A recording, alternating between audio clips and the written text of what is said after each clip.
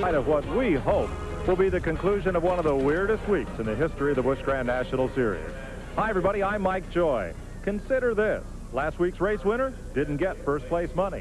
One of this series' most potent driver-owner-manufacturer combinations just exploded. And Neil Bonnet for a 4-turn oval racetrack. Now, talk about weird. This place is it. Call it weird, unique, or whatever you want to. It is definitely a different type racetrack. As we see right here on the front straightaway, the start-finish line is right exactly where it's supposed to be, in front of the grandstand. But just down below the start-finish line is turn 1, a real short distance down into turn 1. And then as we swing on around from turn 1 over to turn 2, a long way around there, a lot of turn for these guys to negotiate. Come off turn 2, the longest run on the racetrack, a big, long back straightaway up into turn 3, and then turn 3 and 4 is like every racetrack, a short distance, 3 over to turn 4, and the run back to the start-finish line. It's definitely different, and it's got these guys scrambling, getting these cars handled around here. Not only that, but it's uphill and downhill.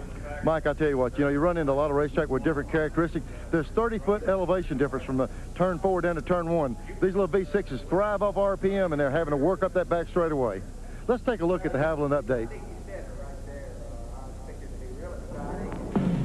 It was one of those full moon Saturday nights last week at Radford, Virginia for the Granger Select 200. First, local driver Johnny Rumley started on the pole.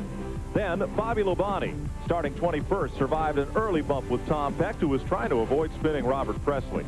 Labonte wasn't so lucky, though. He got tangled up with Ricky Craven on the front straightaway. Lap 135, Bobby Dotter took the lead from Rumley in a race that saw only 2 lead changes among 3 drivers. That final lead change came when Jeff Burton in number 8 passed Dotter on lap 193. Ward Burton spinning here. Kenny Wallace tried to avoid him and did to finish 8th. Just like Hickory had finished under yellow, Jeff Burton took the checkered flag, but NASCAR found non-approved parts in the rear end of his Oldsmobile, and Bobby Dotter got the win. So after 10 races, Kenny Wallace continues to hold the point lead over Joe Nemechek, Jeff Gordon, Steve Grissom, and Robert Presley.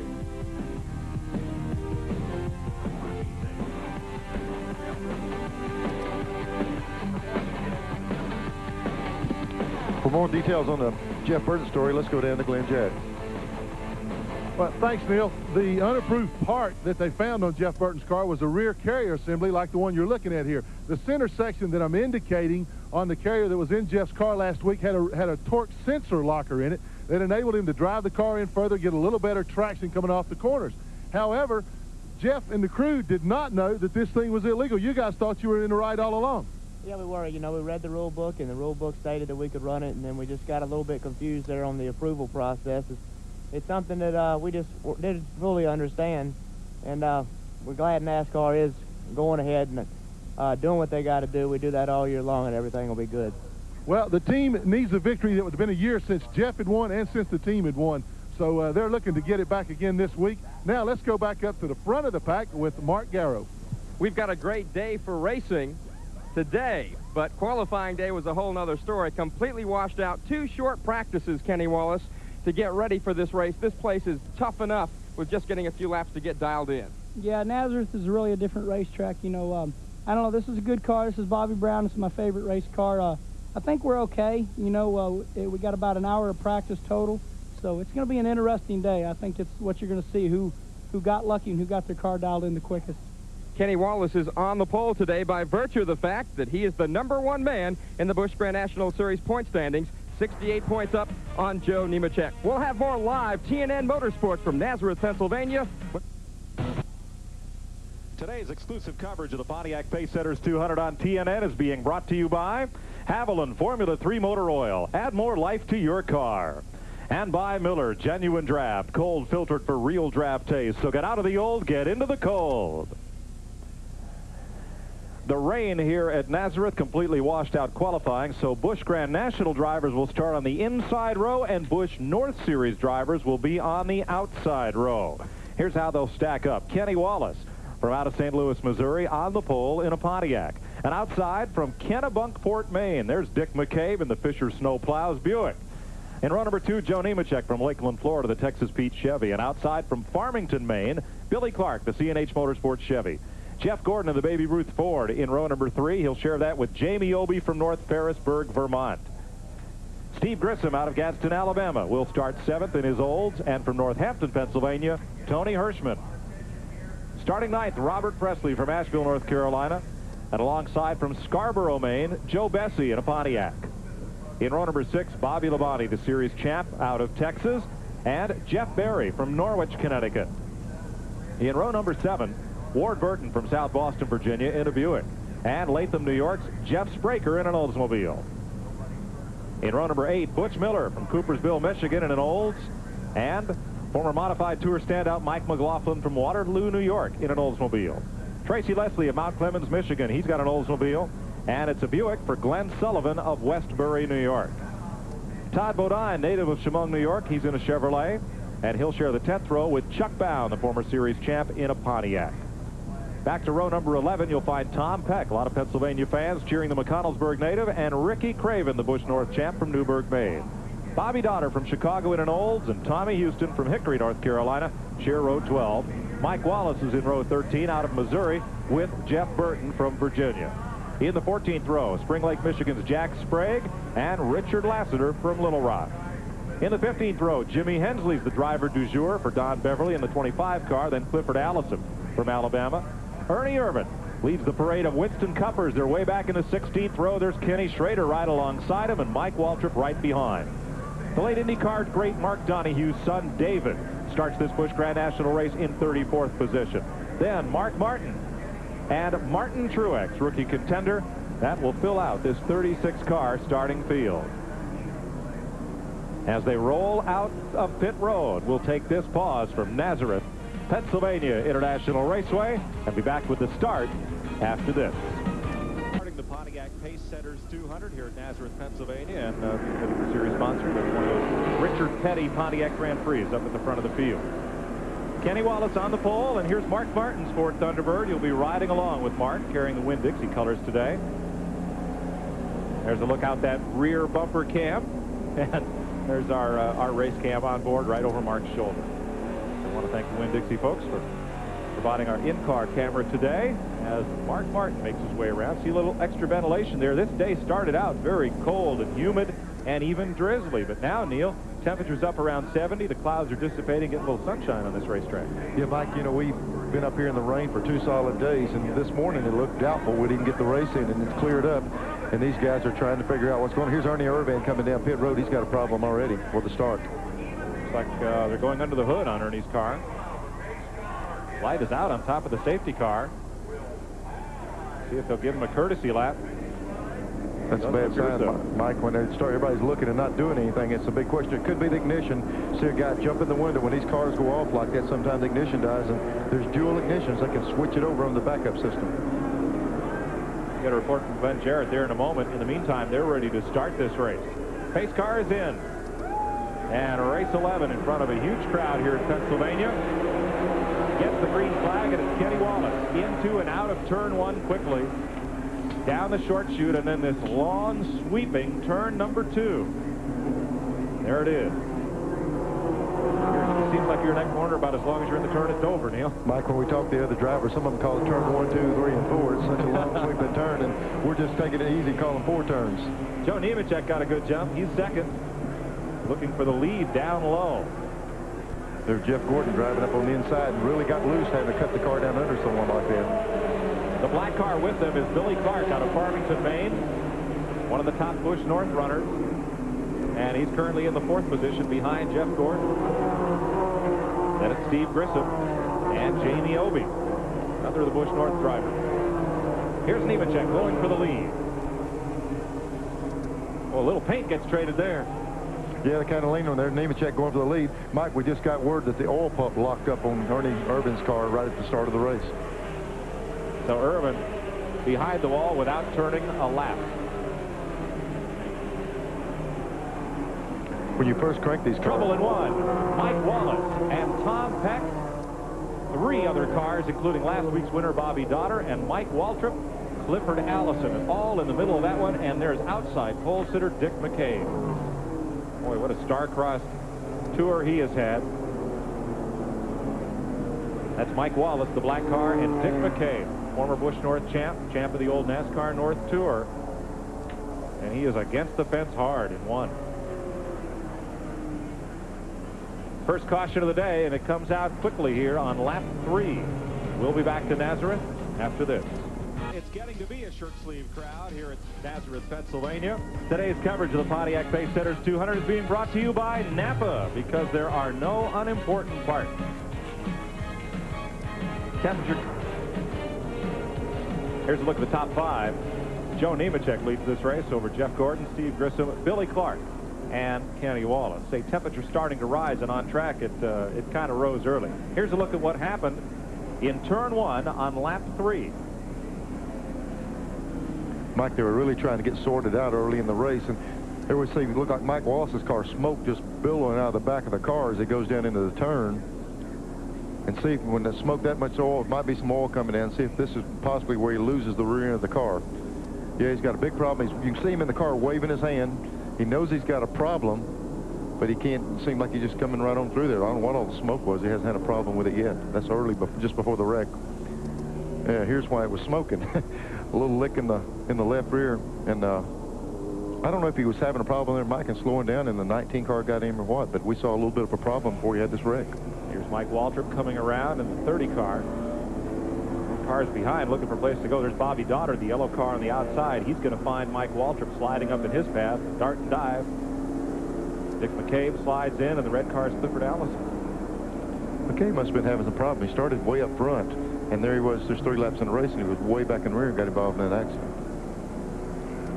So let's go to Glenn Jarrett and find out the story on the first car out of this race.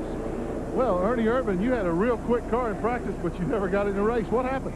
Well, I tell you, one way I was kind of fortunate. They had that wreck. That's right where I was at. So, so that car was running good, and the oil pump locked up on it. Carl Wagner's built us a heck of a motor here, and evidently something went through the oiling system and locked the oil pump up. So, couldn't run without oil pressure. Well, a dejected Ernie Irvin, but at least he's taking it home in one piece. Now let's go to Mark Garrow with Mike Wallace. Another dejected driver is Mike Wallace. Mike, it's been a tough year. It didn't get any better today. Oh, it was it's been terrible this year. I know we were running good, and for some reason we get on the outside of another race car out there, and he had to hit us in the left rear right through the tri-oval, which spun us around, backed us in the wall, and other cars behind us, of course, got into it. But there was just no need for it. I mean, it was early in the race. Everybody slowed up. We're on the outside of the driver, and the Daly's first 8 Oldsmobile was running great. I mean, it was just a couple laps into the race, and we would have had a good run, and just it's not going to be again. And hopefully one of these days we'll get our bad luck behind us and be able to have a good run at it. Be another busy week for the Dick Moroso team's body man. Let's go back upstairs to Mike Joy.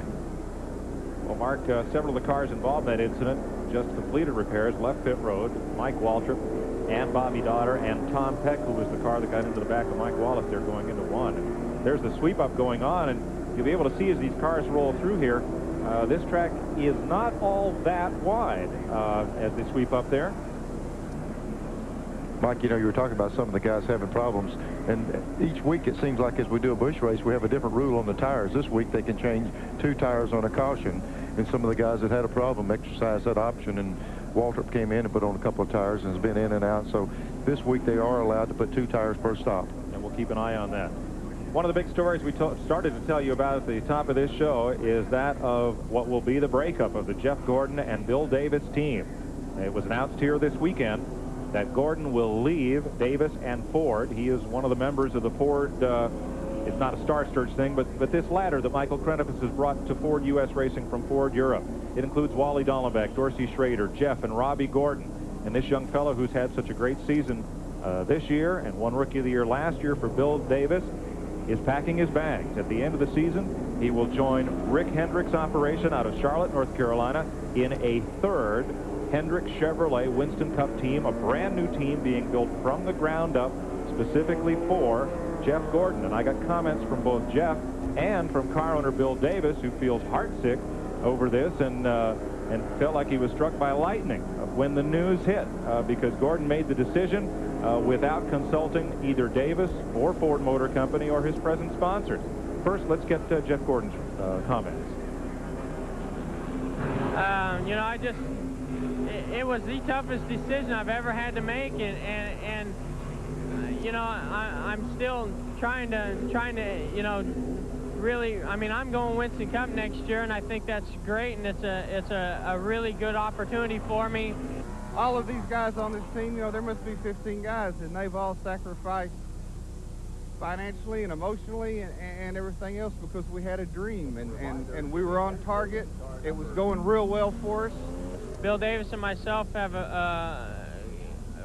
we've gotten a very good relationship throughout the last 2 years or year and a half, and the last thing I wanted to do was leave him and leave Ford. You know, I feel real sorry for Lee Morris and Michael Cranifant. They put as much effort, financial and emotional effort into Jeff Gordon's development as I did, and they've been kicking the teeth just as hard as I have. Well, it really didn't have anything to do with Ford, anything to do with Chevrolet. Ford has given me so many opportunities to get involved in NASCAR and where I want to be, and it had nothing to do with them. They've treated me very, very good, and maybe somewhere down the road our paths will meet again. It was going real well for us. We've made tremendous progress, and they've all pulled together and worked real hard, and for suddenly that wasn't where he wanted to be, and you know, I think we've done the job for him, and sure, it's going to be hard for them to come back and work as hard as they have. One of the ironies of this situation is that Ford, Bill Davis Racing, and a major national sponsor were about to announce a multi-year deal to go Winston Cup racing with Jeff Gordon as driver, and suddenly that door slammed shut. Mike, you know, when you sat around the garage yesterday, it rained all day, and I walked through the garage area, and there's rumblings, hey, is this really going to happen? You know, everybody's question, is it true? And then, you know, the story was broken, and it is a true deal that they are going to split up and everything. And you can almost sense it in Jeff Gordon and everybody involved. Is this really going to happen? I don't know that if he's second-guessing or what, but, I mean, it had to be a big decision for this young man. He had a bright future ahead of him and had a lot of people in his corner, and now he's going to the Hendricks, which is a good organization, too, but I'm sure it was a big challenge for him. I'm sure it was. The majority consensus in the garage area here is that Jeff Gordon is stepping out of one of the best situations any driver has in this sport. So certainly to do so, he must see the promise of something better long-term down the road. And Bill Davis Racing will continue to be a force to be reckoned with here in the Busch Series, and likely next year in the Winston Cup ranks with Ford backing. So there will be some other fallout from this as things go along. For example, there's a story circulating in the garage that one other talented Busch driver was offered the Hendrick deal 2 weeks ago and turned it down out of respect for his present car owner. So there is a lot more to this, and I'm sure the story will continue to unfold as this season goes on. But meanwhile, there's a Busch championship to be won, and both Gordon and Davis are dedicated to that, as are the rest of the drivers in this field. 1 lap to go, and we'll go racing as you ride along with Mark Martin behind Richard Lassiter's car, the Sam Ard car, beneath the bridge at the entrance of turn number 2. Only other track on this circuit that we cover with the bridge, I believe, is Phoenix. Every other track, as this one, has a tunnel. Yeah, they have tunnel. This one has a bridge, but in Pocono, this track is real similar to Pocono. It's just downsized a little bit with the dog legs in it and everything, but it's got these guys searching on figuring out how to get these little sixes to stay wound up around it. You watch, I'll call it Pocono a time or two before we're done today. Okay. They're racing up there this weekend, too. The SCCA has their Pocono Sports Car Grand Prix today and tomorrow. And there's a big bicycle race here in eastern Pennsylvania. More on that later as we get set to go green for the second time today. Lap 10, and it's Joe Nemechek stepping out smartly with the lead. And there's that Thunderbird of Jeff Gordon lined up right behind him. Steve Grissom is the third-place car. Long run out of turn number 2. Now the back straightaway. Grissom trying to grab right up on him. I tell you, Jeff Gordon and Ford, you know, at the first of the season we talked about, they were talking about they were off the pace, and the car's not slacked anything. They've really got that 6-cylinder running in it, and seems like for the Busch races, we see these two guys right here get together, like Nemechek and Gordon. Here's Gordon making a move to the inside. Didn't quite get in there. Back at turn 2. Now the backstretch. Tough to gear for this place, isn't it? Yeah, Mike, what you get into is these little 6-cylinders we've talked about thrive on RPM. You've got to keep them wound up. Here's Gordon getting up under him right there at that part of the track. Then coming down the front straightaway, but the key is to keep the things wound up. At this track, there's one place that they turn about 8,200. The other 2 straightaways, little short straightaways, are 74. So they're bogging them down. The guy that's got enough gear to keep it wound up can run well. So the prime passing place would be coming out at turn 2 here, down this back straightaway where the cars are going off into 3. That's what we saw just then. We saw Gordon take a look to the inside in turn 1. We saw him take a look at 2, and then he made the pass going in the long back straightaway where he get him wound up. And coming off 4 is where he cleared it. He has about a 2-car length advantage now with Steve Grissom taking up the second spot in the channel lock holds. Yeah, as soon as he moved over, Grissom came along with him, and Grissom's really been a dominant force on all the short tracks we've been to lately, and this is kind of an intermediate situation, short track with a lot of power involved. Here's a big pack further back. Jamie Obey being overlapped or being passed by, and now here is Bobby Labonte moving up in the 44 car. That'll be back at looks like about 6th position there. Robert Presley's moved away from that pack, and so is Jamie Obey. So on the outside, this is Tony Hirschman in 11. This race is for 7th place. Hirschman, very talented modified driver from Northampton, Pennsylvania, now trailing Labonte, trying to make his mark on the Busch circuit. We go to a lot of tracks, Mike, and we talk about the preferred line on the inside, and sometimes the inside is not preferred. You can still race, but here you'll see if a guy can get the inside edge on him, he can usually beat him and kind of shove him out of the racing groove. And the passes we've seen has been able to someone get up under him and hold him off. Back up front, Jeff Gordon, he is not extending his lead. If anything, Steve Grissom looks like he may be closing in just a little bit. Took a big chunk out of it right there. Mike, you know, going back to the Jeff Gordon story a little bit, while these guys are running like this, I'm not so sure. This is why a lot of the questions going on about the kind of move Jeff Gordon made. Here's the Ford leading Busch racing and Ford total domination of Winston Cup racing right now. And I think that was a lot of the question why he would make a transition with the power that's involved in Ford Motor Company now. Well, the questions are going to reverberate up and down pit road for some time on this one. A young driver with a long career ahead of him, making a decision because one of the reasons he gave us was the security involved. It's a 3-year deal with a number of options and some real good guarantees. But my trouble in the backstretch. It's like Tony Hirschman, and now 6 cars are piled in it. Jeff Burton's number 8 car, Jack Sprague's 48. A major collision down the back straightaway at lap 18. It looked like one car got a little out of line, then another one, then it just totally plugged up the back straightaway, and they couldn't get stopped, and everybody started running into it. I think that first car sideways might have been the Jeff Berry car, the number 22. And there's Jeff Burton's car. Talk about a tough 2 weeks. And there is the Berry automobile. Well, I tell you, it wadded a few of them up. And Tony Hirschman got into that one. Got the back end of his car pretty well torn out. There is Hirschman, who has always had a beautifully prepared and turned out car and has a lot of driving talent. So we're under caution for the 2nd time today here in Nazareth, Pennsylvania. We'll be right back. Machine for Tony Hirschman. Mike, the problem with that is the fuel cell dragging. There's a metal can holding the fuel cell, and I hope he gets stopped before he rubs the hole in. There's a rubber bladder inside there. Thank goodness he did. When that metal rubs into, he goes into the rubber bladder, and then that thing would explode. But he got it stopped. He really caved the back of that car in. That's a good example of how strong those cells are. The way that framework's bent down, I don't believe they're going to get that one up off the ground and back to racing today. But with a flat tire, well, maybe. Let's have a look and see what happened in the back straightaway at lap 18 here.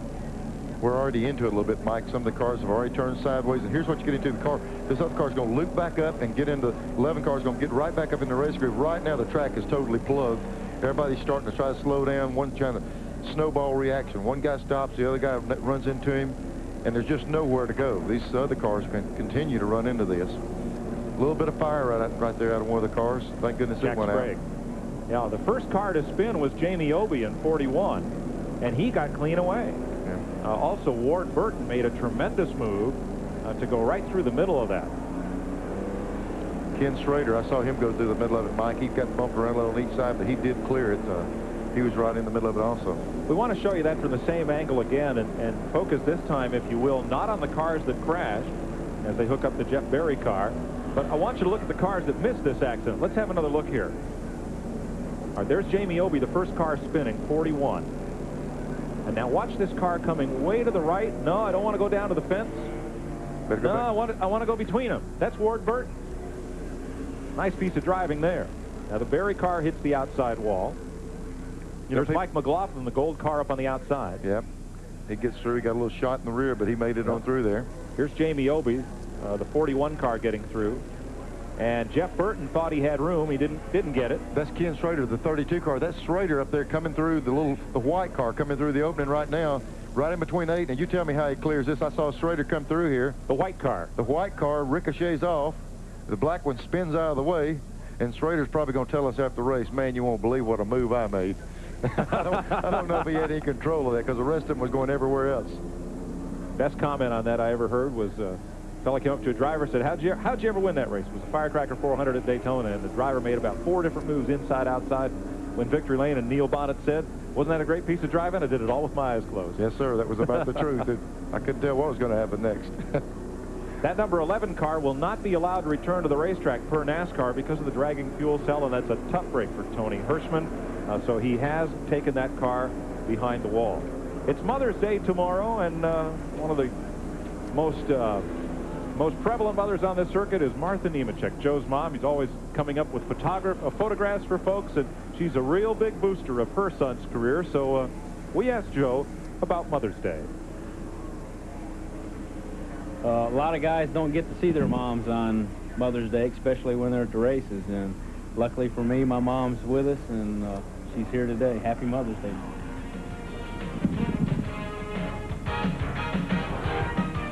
Coverage of the Pontiac Pace Setters 200 is being brought to you by Napa, because there are no unimportant parts. Well, Kenny Schrader and Bobby Dotter have both made pit stops during this caution. Schrader to repair a little bit of front-end damage from that crash. Here's the way they're running.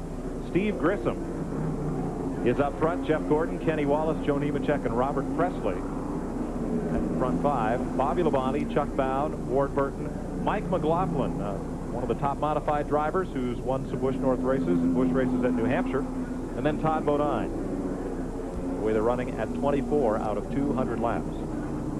Mike, while we're looking at this, Schrader's back on pit road again. He's been doing some sheet metal work on the right front. It looked like when he went through there, he hung on one of the cars just a little bit, and he's pulled the front air dam loose just a little bit, and they're in there pop ribbing it and trying to get the thing tied back together where it won't flop back and against the tire. If that car has a conscience, it's probably not feeling too good after what it's been through lately.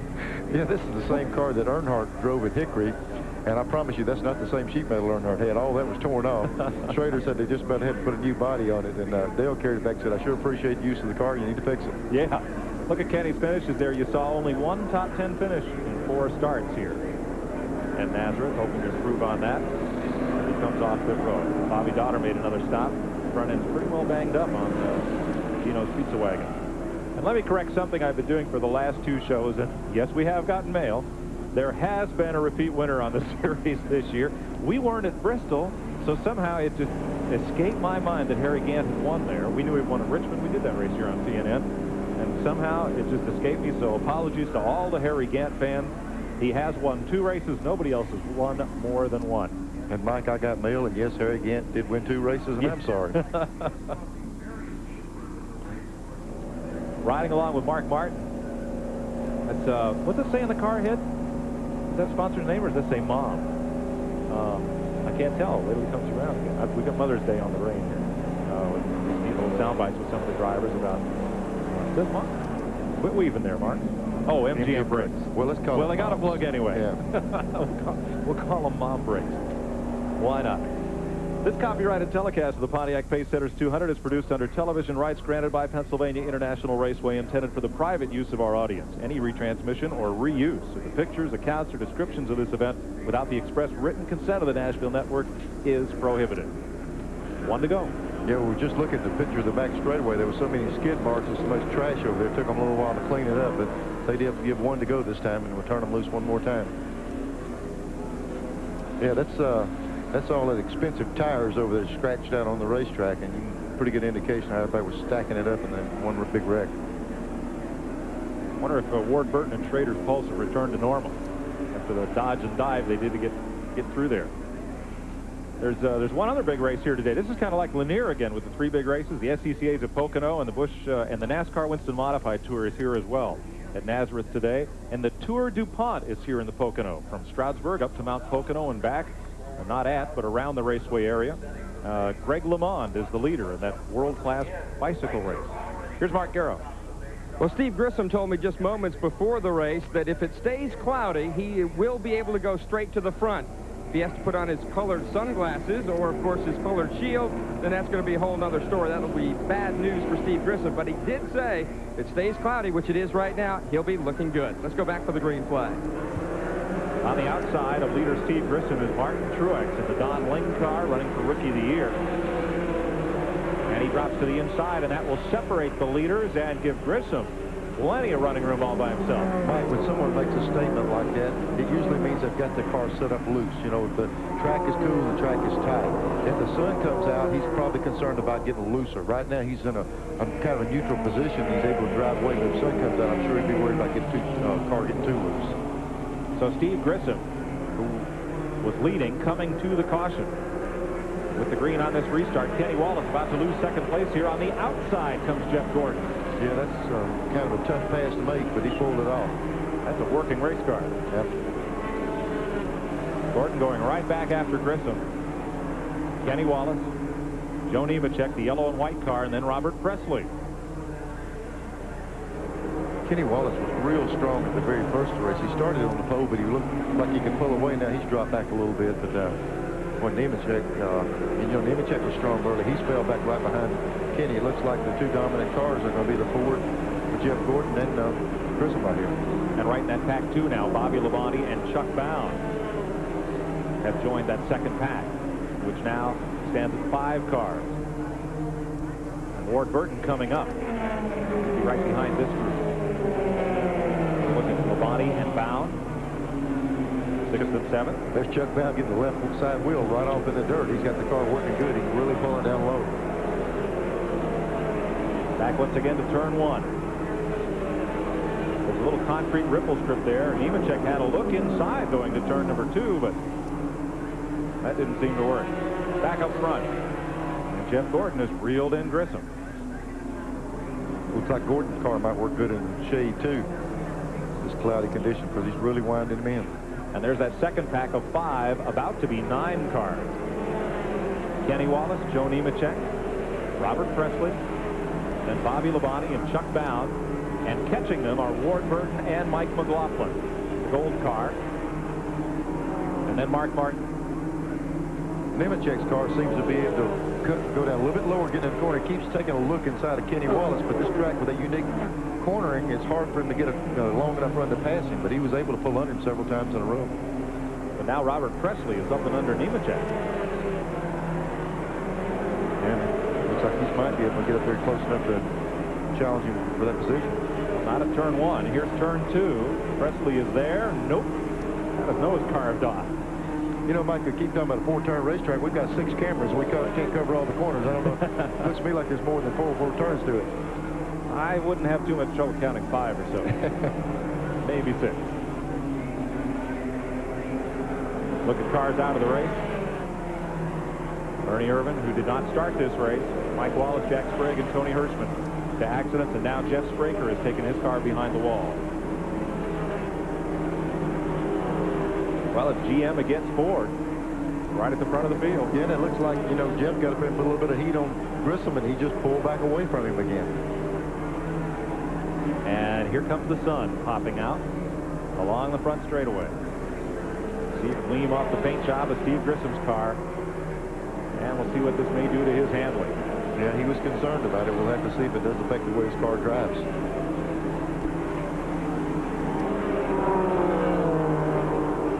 Back about 10th spot, Mark Martin inside of Mike McLaughlin in that second pack there. Here they come through the speed shot. Right back of this group. There they are. And Martin this time denied the pass. And Bobby Donner well back in the field running with Billy Clark. We'll be right back to Nazareth. There's a lot of country music fans and stock car viewers. And we're under caution. For the 3rd time today, Martin Truex spun up in turn number 4 and hit the outside wall. No other cars involved and no damage. That car will continue in the race. We'll go back to green here in just a moment. Quickly, let's check with Len Jarrett down on pit road. Well, I'm standing with Bill Davis, and all difference has been put aside today, Bill. The car looks awfully strong. Yeah, the car was real good. Steve was setting a heck of a pace there. I thought we'd just back off and let him go for a while, follow him. The car's perfect. It's going real well. You know, this team's all about winning, and that's what we do. Okay, they're just sitting and waiting. Let's go for the start. Spoken like a classy guy, which he is. And if that car is that strong, it could be bad news for the rest of this field. As Steve Grissom takes the green flag and hustles out of turn number 1. Robert Presley down to the inside on Kenny Wallace as they go to turn number 2. And he'll make the pass. Good move by Presley. New third place man. Dropping Kenny Wallace back to 4th. You know, it looked like when the restart, Grissom was able, just as he went up through the gears, to pull away from Jeff Gordon. Now Jeff closed him back up after just one lap. So the 31 car's got a lot of motor in it. And we're just about where we were when we went to caution. Those two cars out in front of the field, and a snarling pack of now a dozen stacked up behind them. With configurations racetrack, you got to just keep nipping at the guy, nipping at him, stay right up under him, and then try to make it down that long back straightaway. Going in turn 3 right now, the long back straightaway. And here's where he wants to try to drive up under him. And there's Gordon. He's got it cranked up under him. But no matter if he can get under him right here, then we come through this turn 1, you just about got to give that position back. You saw Grissom just say, okay, you got it. He might want it back the next lap, but you got to give it to him right through that bar. I didn't mean to chuckle as you said that, but the way you described it, I thought you were driving the car. I used to do that. That's exactly what happened. Good move by Jeff Gordon. It gets him the lead. Credit Professor Bonnet. Yeah, but the only problem with that now, Grissom can do the same thing the next lap. All right. We'll see. Look at Robert Presley in the Alliance will move right up on Steve Grissom now. Then it's Kenny Wallace, Bobby Labonte, Chuck Bound, Mark Martin has moved up a couple notches. Joe Nemechek, Todd Bodine, Ward Burton. This pack just tied it. They took off on the restart, 2 of them, but now the pack is coming back up to them. You know, Presley's getting right in the middle of it. Mike seems like all these Busch races that Presley is always a factor. You know, it seems like he's had a lot of bad luck, but as long as that car's running, he's right in the hunt. We've seen him get laps down and be able to come back, but he's able to keep that car front. Here's Grissom trying to work on Gordon for the lead again. And it looks like, Neil, at that 7,400 RPM range, he may not have quite as much as Jeff Gordon. No, at that part of the racetrack, they're not getting the maximum amount of motor. A Ford is known for torque. It's known to have bottom end more so than the Chevrolets do. Through the little short part of the racetrack, he seems to have a little bit more for him. They turn these motors 8,200, and that little part there, they're just not getting maximum power. We're a little further back in the field now with Mark Martin, and then Chuck Bound and Joe Nemechek. Martin is 6th. That traffic, Mike, you know, with a starting by the point system, you know, Schrader, Little Waltrip, and everybody else, a lot of the Winston Cup guys started in the rear. Mark Martin's car's got a good car, but he said start way back in the rear also. We'll see how they fare coming up through. Ken Schrader and Mike Waltrip have both been involved in collisions. Ernie Irvin's car, the oil pump locked up on the pace lap. He did not get to run. Steve Grissom hounding Jeff Gordon, who on the track has shown a surprising amount of maturity at 20 years of age. Strapped into a sprint car at the age of 14. He's come on up through. He won pole positions this year and a race. Picked up his first career win earlier this season in Atlanta. Has 5 career poles. Most recently 2 races ago at Lanier. Seems like Grissom's able to maintain a little bit closer line to him now. When Gordon made the pass, he followed him real close to this end of the racetrack that we're on now. And if you can stay close there, you've got a little bit better chance on the back straightaway. Before he was too far back. He's up close enough now, but they're coming up on a lap car getting in 3. They're going to have to go out around the lap car, and that might change what would normally happen there. Boy, Gordon has to go way wide. That's the Billy Clark car out of Maine. And there's what we were talking about, Mike. That part of the track there, one guy can make it through there on the inside. Look how much that cost Grissom to run up on that lap car at that point in the racetrack. He had to just get out of gas and follow the lap car through that area, and he's back 10, 15 car lengths. Or maybe now, straightaway. Sure, and now look at the lead. Big difference. That's that 6-owner. Take your foot out of it. Might as well give it a little while to come back. A little further back, Todd Bodine has made some great runs up through the pack. He's now up to 7th spot and has done it just kind of one car at a time, methodically. This is kind of a hometown race for him. The Frank Cece-based team is in New York State, just over the Pennsylvania line. And so they've got a lot of fans here today. Ward Burton has just came down pit road. He's had some kind of problem. He's smoking. He's headed to the pits. Boy, So he was running right up among the top 6 or 7 after dodging that lap 18 incident on the backstretch. Hood is up on his car. Todd Bodine having a good run here. He's up in 7th place right now. Chasing Kenny Wallace hard. And Frank Cicione, Clyde McLeod wrenched. Machine. And we're back up front with the leaders once again. And Steve Grissom, he's able to close up on Gordon, but that's the way racing is a lot of times. You're able to catch a guy, but catching him and passing him is something else. And especially when you get on the track with some characteristics, it's certainly by no means this track hard to get around, but it just dictates you have 1 or 2 places you can pass. There he's ran him down from 15 car lengths back, and he's all over him again. Grissom looking to the inside. There he goes. Yeah, he takes a look to the inside. That's exactly where he got past before. They skate up a good bit there in 3. And out of 4, Grissom has the line. Now turn 1 and lots of lap cars dead ahead. 3 of them, and they're all over the racetrack. And all over the racetrack. They were about 3 wide, and right here, all you do is when you're in the lead car, you just throw your hand up and say, man, slow down. Let's get through this stuff, and we'll go back to racing. Now they will. Here comes the second pack, playing Dodgem cars. Presley made it through traffic real well, and he closed in on it.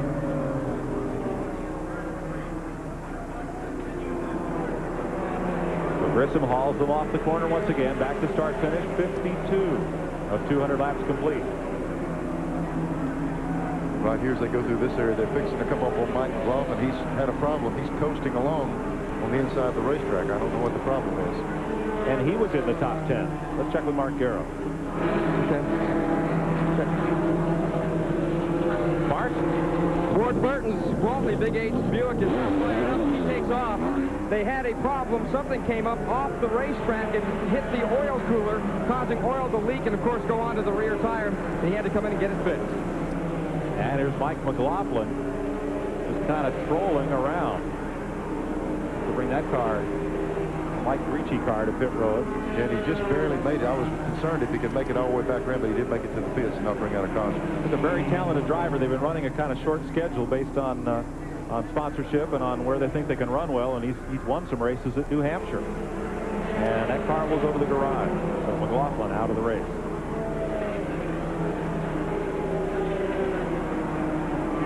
Jeff Gordon closing in on Steve Grissom for the lead.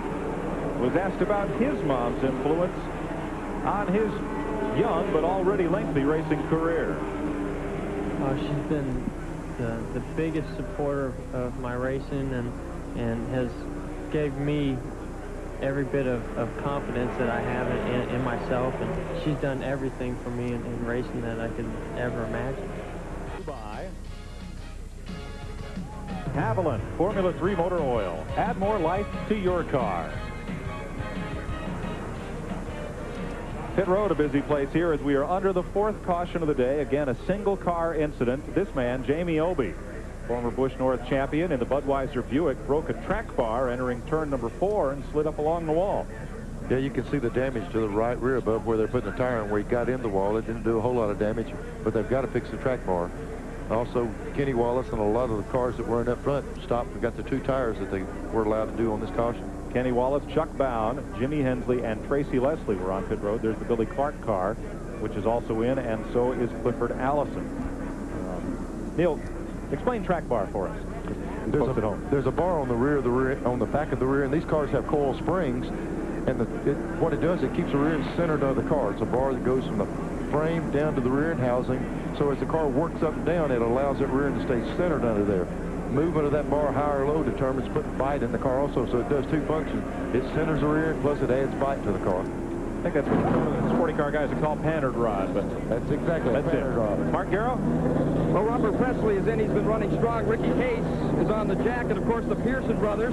Ricky on the front, Eddie on the back, go to the right side to change the tires. They're having a little bit of a problem as Ricky Pearson now looking a little closer at the right front of the Presley car, but he's down and away. Robert Presley back to the hunt.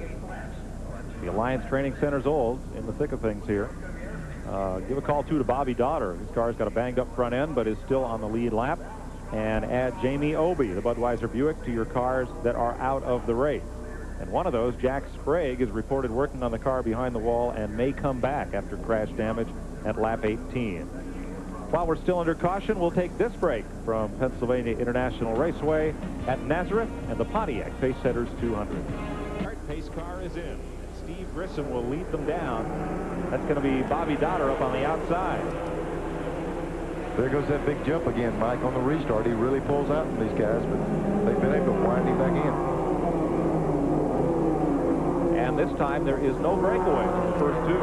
Look who's right with them. Mark Martin and Dixie Ford is right with the two leaders. This should now get interesting. Yeah, you know, Martin started all the way in the rear of this pack, and he didn't just benefit from this past caution. He was already up there working on them. Here they are side by side. That's right where he made the pass before, coming off the fourth turn. And he does it again. Now, will the door stay open, and can Mark Martin follow through?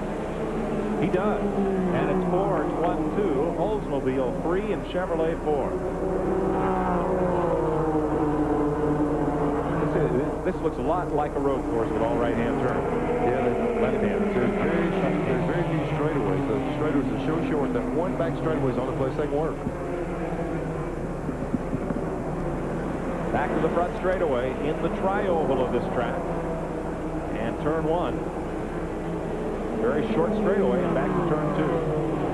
Mike, anytime I got to a part of the racetrack where I had to lift out of gas, I always come to the corner. Trouble at one. Billy Clark spun it, looped it, smacked the wall, and ends up against the fence. And swatted it again before he stopped. He hit it about twice. He'd crank it up. Clifford Allison was right behind him at the time of incident. Well, he's moved the nose on that over about a foot. Yeah, you know, it's amazing that you'll see a car torn up that bad and a guy reach over, hit the starter switch, and they'll crank. And, you know, you think they can move, but that thing, I believe, is history right now. Billy Clark has raced for years in New England. And here, you don't bring him back to the garage until there's nothing left to run. Well, he can take that one back to the garage, I believe. Or somebody may take it there for him. Tough break for Billy Clark, who started up front by virtue of the point standing starting order here. He's out of it, and we're under caution again. 200 is being brought to you by new Armor All tire foam. Just spray and walk away. As you look at the farm country in springtime here in eastern Pennsylvania, Billy Clark walked away from his Chevrolet as it gets escorted back to the garage area. Here's Glenn Jarrett. Well, thanks, Mike. A lot of activity going on down here. The cars that made pit stops on the previous caution period, particularly Kenny Wallace, the 25 car, Jimmy Hensley, and a couple others, came back in this time to get left side tires. Meanwhile, up at the front of the pack, the two lead cars, with the three lead cars now, including Mark Martin, but number one car, the 31 car, Steve Grissom and Mark Martin, they all say their cars are perfect. They all want to wait until after halfway, after 100 laps, before they make their caution flag, if at all possible. They want to make this race on one stop. Chuck Bound charged to the front early, fell back. He's got a real serious problem. Car's loose getting in, pushing, coming off. They took about 6 rounds of wedge out of it to try it, but they don't hold much hope for him. So these caution periods are giving these guys a lot of times to adjust these cars. We might see some closer racing now. Well, we'll see as we go back to green here. It looks like just a couple of laps as they clean up down that straightaway coming out of turn number 1. We're staying down in eastern Pennsylvania, where it's the 30th annual running of the shad up the Lehigh River. Big fishing tournament going on there, and the annual Shad Derby up in my hometown of Windsor, Connecticut as well as TNN Explores America. If you ever owned the Reading Railroad playing Monopoly, well, now you can go and ride the real thing. The Blue Mountain and Reading Railroad near Hamburg, Pennsylvania, has a beautiful 26-mile, 90-minute scenic train ride through the hills. So you can hook up behind some 3,000 horsepower and ride the rails as TNN Explores America. These guys are getting ready to ride the rail again, Mike. They gave them one to go the last time by. And what I'd like to see myself on the start of this race, we've seen Grissom really be able to accelerate coming up through the gears. He's got the two Fords in front of him now. The question, can he get back around them on the restart? Let's have a look at what brought out this caution, the single car incident to Bill Clark down in turn number 1. Get a little bit of help here. That black car got nosed by the car from the rear there. Clifford. That was Clifford. He's trying to get under, and they got together, and boy, he smacked the wall, and he wasn't over. He went out, and he came back and hit it again, so he did a lot of damage to that car. Tough break for Bill Clark. Green flag at lap 66 of 200. 2 Fords and an Oldsmobile out front. Then Bobby Labonte's Chevrolet, then Todd Bodine having a good run here. followed by Joe Nemechek. Long turn 2.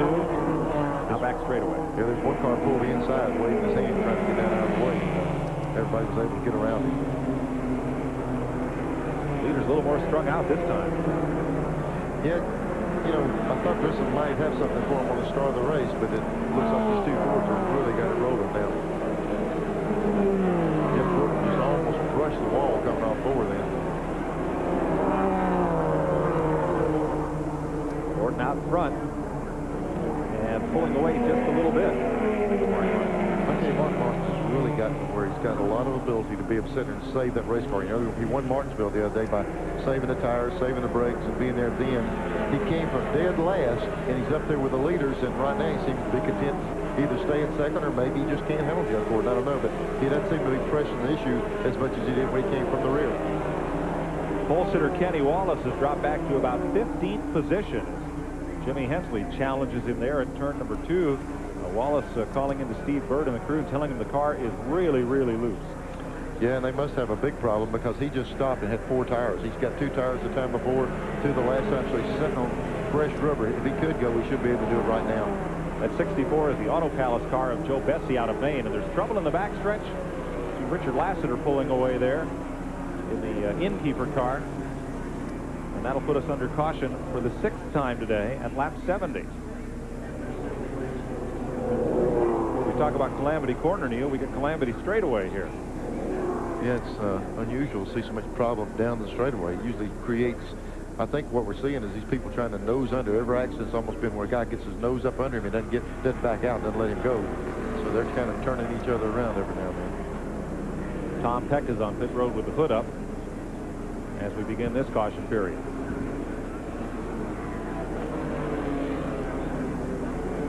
And we'll be back with more from the Pontiac Pace Setters 200 at Pennsylvania International Raceway right after these messages. We'll go back to green next time by here in Nazareth, Pennsylvania. Jeff Gordon leading. Ran here last year in his rookie season, finished 6th. He's out there in front of Steve Grissom, who has 2 top 5 and 3 top 10 finishes here in his 4 appearances, including a runner-up finish last year. Mark Martin, of course, is right in there amongst the top 3. And Martin has been here only once and did poorly. Here's Jack Sprague. He's back after the lap 18 accident, trying to pile up some Busch Grand National points. That end of his car looked pretty good at that first shot, but this is the other end of it. They just got the radiator, just bungee cords holding another radiator, and then he's just trying to finish it for the points. Well, Neil, maybe he could stay and run the modified race after. Open wheel, he's ready. Kind of looks like one. Jeff Gordon almost overhauled the pace car, and Ward Burton's going to get a lap back here. And maybe not for long. Jeff Gordon looks on the inside of him. No, not there. How about here? Right in the middle of the corner. Drives right underneath him and gone. And the problem is the door's open, and he's going to go for an opportunity to get that lap back probably 4th in line before they get in this next turn. Mark Martin and Steve Grissom pull up and try to gain ground on the leader once again. And Burton will stay at least 1 lap down.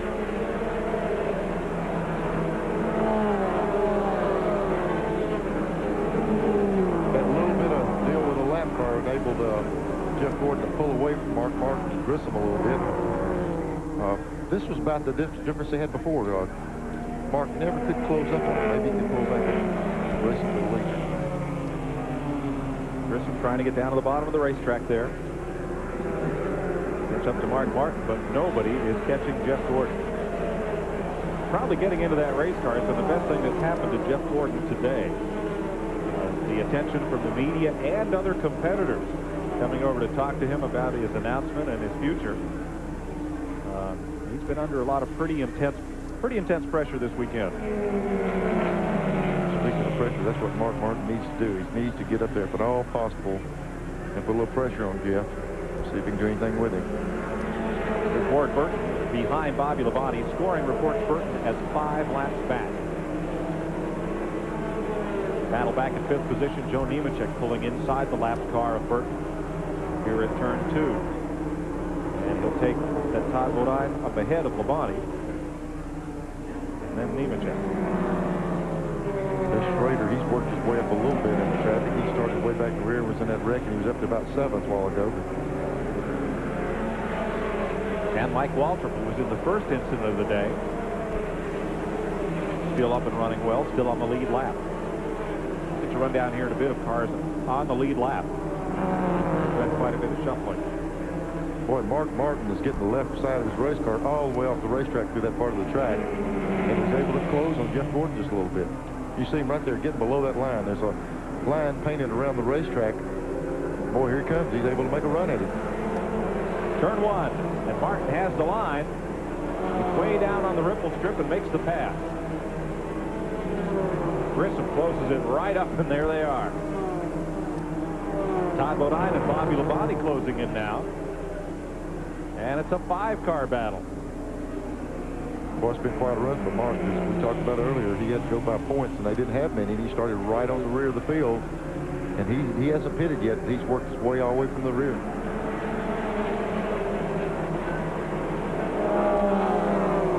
Now Mark Martin is in front of Jeff Gordon, and he's going to pull away to about a car length or two. Gordon continues to hold on. Grissom, Bodine, and Labonte. Mike, you mentioned earlier about this being similar to a road course. Mark Martin is an excellent road course racer. This track is so flat. Somebody that's got that good feel can really run good well here, and Mark is really taken out on it now.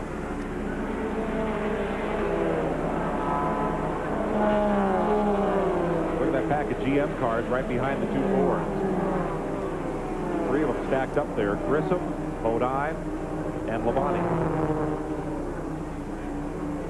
We talked to Mark Martin before the race, and he was really kind of crying the blues. He said, you know, I just raced here one time, and we came this time, and it's rained for a day, and we didn't get on track. And I was on track for 1 hour this morning, and he was questioning whether he had the car like he wanted. He said, I don't think I have the car the way it needs to be. Some days you hit it, and some days you miss, and it looked like today he really made a good judgment on the chassis setup. He's hit it well. Steve Grissom just got boxed in behind a lapped car there. Really had to come out of the throttle. He had the move on Jeff Gordon, but Gordon made the lapped car a pick, and Grissom had to roll out of the throttle and just got back in line. Here's the man they're chasing. 6 career victories, and a number of those came for Bill Davis. He left that ride, and Jeff Gordon hopped in it. The number 1 car was then blue and sponsored by Carolina Ford Dealer. That's the biggest lead we've seen of the day. Once Mark got away from him, he's driving on. Well, it would be avenging of his last appearance here. He finished 35th in his only Nazareth run. Also, Mark Martin looking for that Goodies Invitational victory and the $5,000 bonus that goes with it. Ooh, squarely is Grissom. He's in trouble. He cut a tire, Neil? It's got to be a tire, the way the car is doing with him. The left side seemed to be up. He's shaking the car himself. I'll tell you why he's shaking. He's almost acting like it's fuel. He's checking to see if he's got a tire, but it quit. You know, there's no way the car can be out of fuel unless there's a pickup problem. But he's certainly shaking it around like he's shaking it right now like he's trying to get some more fuel in the car. That's it. Boy, at first I thought he cut a tire, but then, like you say, he just kept working it. And he'll come to pit road. Unless it wasn't full to start. Something just gave him trouble right at one time. And he's either shaking it around, trying to see if it's the tires. I can't imagine if I were sitting in the car, I'd say, hey, I'm trying to get some fuel, shake it back around here, but there's no way he's out now unless he has a pickup problem. Todd Bodine is going by Jeff Gordon, who has been black flagged by NASCAR. Mark Martin had reported that car seemed to be leaking some sort of fluid, and now Gordon's been black flagged. Mike, that really makes sense because he fell back so quickly. There's Grissom going behind the wall while we're talking about that. But, you know, once Mark Martin got around him, he drove off. And then all of a sudden, everybody was falling back behind Jeff Gordon. Maybe he was putting down enough liquid that he was messing up everyone behind him. A little different situation than Lanier, where Gordon got black flagged. Here's Glenn Jarrett. A lot of activity going on down there right now, Mike. The 31 car, Steve Grissom, everybody's left. I'm standing in the pits. There's nobody here but me. He stripped something in the drivetrain. They're taking the car behind the wall to try to repair that. The problem with Jeff Gordon's car is the NASCAR official came up and told them that they saw some smoke coming from the car. It is, they think, rear-end smoke. It is getting bad enough that it's getting oil on the racetrack. They got to bring him in and take a look at it. So the 2 of the 3 cars up front had troubles all at once. Well, if it's rear-end smoke, look at that back bumper, Neil. That's as clean as a whistle. Yeah, you know, usually when they got smoke, it's visible. Where there's smoke, there's fire. They don't see anything right now. And usually if there's a problem, right back where that advertisement or where the rear bumper guard is, it'll suck it right up behind that rear spoiler. And where that guy's got that overflow can plugged in, if it's leaking oil, it's usually just coated right there. Now, usually you don't want to have a white rear bumper because if you are leaking something, it'll show to everybody. But here, well, if there is a leak, that's not where it's going. Now they're under the hood. I tell you what, if the sponsors put up enough money, they'll paint them any color. Let's go back to Glenn. Well, now we're in Jeff Gordon's pits, which is right next to Steve Grissom's. There's something wrong with the engine. When Jeff brought the car in, had a real funky sound to it. They opened the hood, a lot of smoke came out of it. It just popped and sputtered a couple times. He finally had to shut it off. They got something major wrong with the engine now. They're up under the car. It could be something in the oiling system, the oil pump or something. Pulling the left front tire off the car right now to get a closer look at it. A tough break for a car that was running extremely well here. Led a good portion of this race. With Steve Grissom behind the wall. Mike, you know, they said there was something wrong stripping the drivetrain. You know, in the Winston Cup Series, all we've heard lately is stripping drive flanges for putting camber in these rear ends. Not only is it done in the Winston Cup Series, these Busch guys are putting that same camber in these rear ends, trying to get a hold of the racetrack. And in turn, he might have tore up a drive flange or something, or axle or something like that. Meanwhile, this man runs along uncontested, much as he did at Martinsville when a lot of those drivers were having rear-end problems. Of course, a different team, different operation, and different series here today as the Winston Cuppers are off. And some of these drivers chose to come here to Nazareth and race in the Busch Grand National. One thing that's going to have to happen here shortly, maybe we can get one of our pit guys to go find out, is when Mark Martin is going to pit. They decided not to pit and stay out in the lead since they were so far back. But we're up to lap 92 right now, and they're going to have to be thinking about pitting these cars before long. Hey, is that right with Mark Martin? Is that Todd Bodine who has caught him and racing him for the lead? The action heats up here at Nazareth as we ask Mark Martin about his mom's influence on his racing career.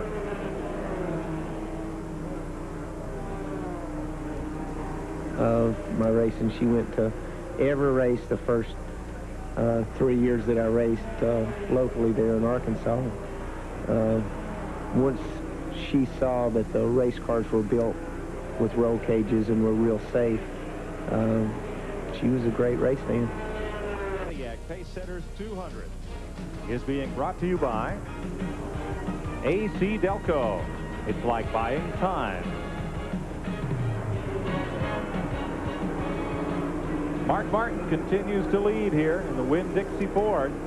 Todd Bodine running in the second spot. Bobby Labonte in third. Let's check with Mark Giro.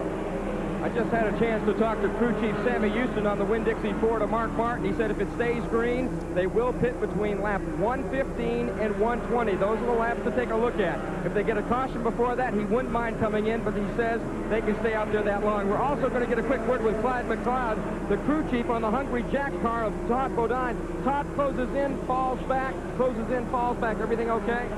Yeah, everything's pretty good, Mark. We're just kind of trying to conserve a little gas now because we need to stop about lap 105 or 6, so we're getting close. That's Clyde McLeod. He'll have to stop, it appears, earlier than Mark Martin. And for an update on the Jeff Gordon car, let's check with Glenn Jarrett. Well, Mike, I'm standing here. They're pushing Jeff behind the pit wall. Jeff awfully good run early on there. What happened to the car? I don't know. You know, it started smoking, and I really didn't even realize that they were telling me on the radio. And, you know, it wasn't all the temperature gauges, the oil pressure gauge was fine, but evidently it just pushed the water right out of it, so something must have happened inside. Might have blown a head gasket or something. It's unfortunate. Baby Ruth Thunderbird is running really strong. You know, Mark and me and Grissom were all going back and forth there. It's going to be a heck of a race. For a guy that had an awful lot on his mind, you were doing a terrific job on the racetrack. Well, that just goes to show that this team and this driver is going to give it 100% for the rest of the season, no matter what happens. Jeff Gordon out of the race. Up front, things are heating up in heavy lap traffic. Mark Martin and Todd Bodine as they split the 67 car of David Donahue, second-generation driver, and the Joe Bessie car. Mike, you know, as you were talking earlier, we see Bodine able to really close up. Right now, he's putting a lot of heat on him, and then all of a sudden, he'll just drive away. Mark can get away from him. And they say they're conserving fuel with the 34 car, but boy, every now and then, he really makes a strong run on Mark. There's the 1-2 punch. while you're mentioning 1-2, it's lap 102, and he said he had to have fuel at 105. So, you know, in Busch racing, you can usually just keep running because they have a lot of cautions. They've stretched it now. They might have to pay the price of stopping on the green. Here's our Napa Field standing update. See where the drivers you follow in this series are running at halfway, 100 laps. That's the way they stood. Now, once we get down out of the top 10, Kenny Wallace on back, some of these drivers have made pit stops under caution and have their fuel to finish the race.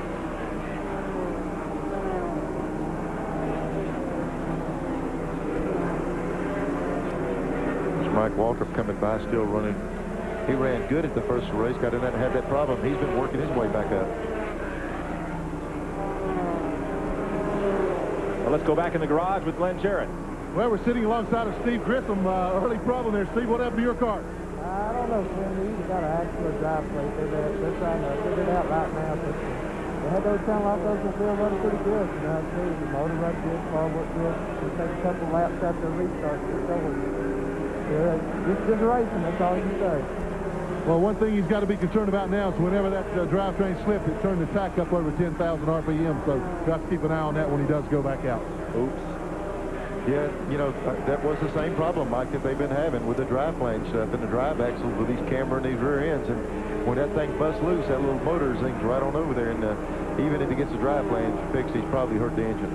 But these big, heavy race cars, when they go into the corner and the body rolls on the suspension, the tires aren't standing straight up or down, so you camber that rear end. You camber the axle tube so that in the middle of the corner, the tire's standing straight up and down where you need all the rubber on the pavement. It's real easy to see, Mike, when you walk up to one of these race cars and look at the front end setting on them. The right front wheel's laid way over.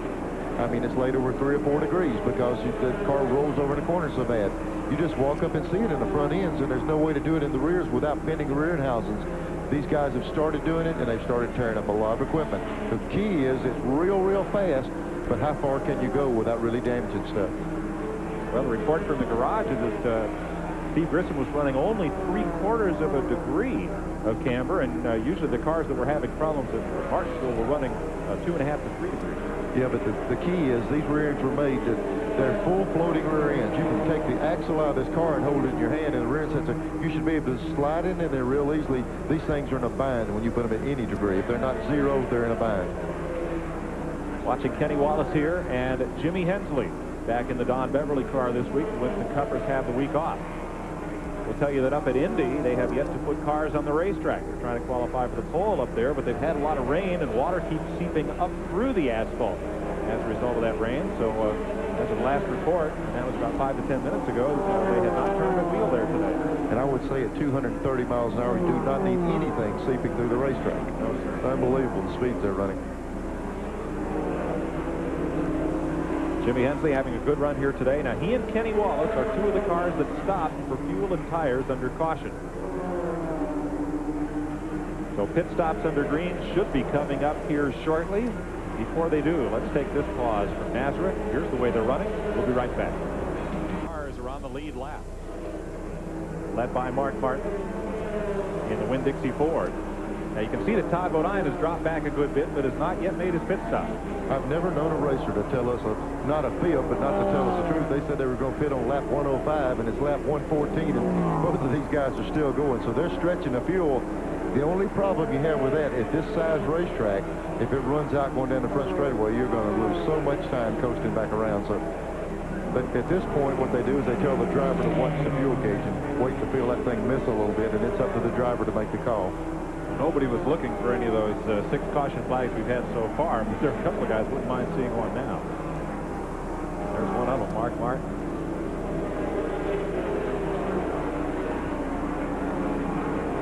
So Martin, the race leader, and we see a bit of activity in his pit. The pit board is out. Let's stay with Mark Martin here as there goes Todd Bodine past to take the lead.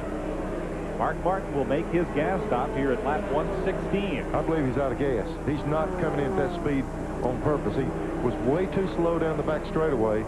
I can't help but think he maybe ran out of fuel coming down through there. And as they fuel the car, they'll put tires on it. And Todd Bodine, who owns 1 Busch Grand National victory that came nearly 1 year ago at Dover Downs, Delaware, in the Hungry Jack car, is the new leader. First can. Half around the bite. Here's Glenn. Well, we're waiting. We're in Todd Bodine's pit waiting on him to come in, but he's still on the racetrack going around. The crew got ready 2 laps ago. They're wondering what's going on. He's stretching as far as he can. Let's hope he doesn't stretch it too far. Have to run that thing on biscuit dough for a couple of laps. Well, there they are. Clyde McLeod's crew waiting for Todd Bodine. You know, we just watched Mark Martin make his pit stop.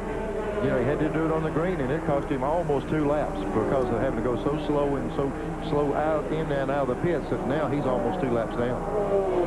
So the youngest of the Bodine brothers from Chemung, New York, has the lead in this one, and it's going to be a very partisan crowd toward Todd Bodine. This race is a doubleheader with the NASCAR Winston Modified Tour, where all 3 of the Bodine brothers made their mark. I thought I just saw the car of Mark Martin pull the inside as he came by. He pulled to the inside and went that second lap down, Neil. Yeah, he sure did. He's 2 laps down right now. And he's not really back up to speed. I don't know what that was about, but he pulled over now. It seems like he is able to get the car back up in contention. Well, when he made his pit stop, there were 13 cars on the lead lap, and he is now 2 laps down. So Todd Bodine, the leader. Bobby Labonte is second. Robert Presley is third. Chuck Bown is now fourth. Joe Nemechek fifth. Mike Waltrip, haven't seen much of him today, but he's up to sixth. Tommy Houston is seventh. Tracy Leslie is eighth. Butch Miller is ninth. Kenny Wallace is 10th. He's already made his stop, and so has Kenny Schrader, or rather, Jimmy Hensley and Kenny Schrader. The last 3 cars on the lead lap.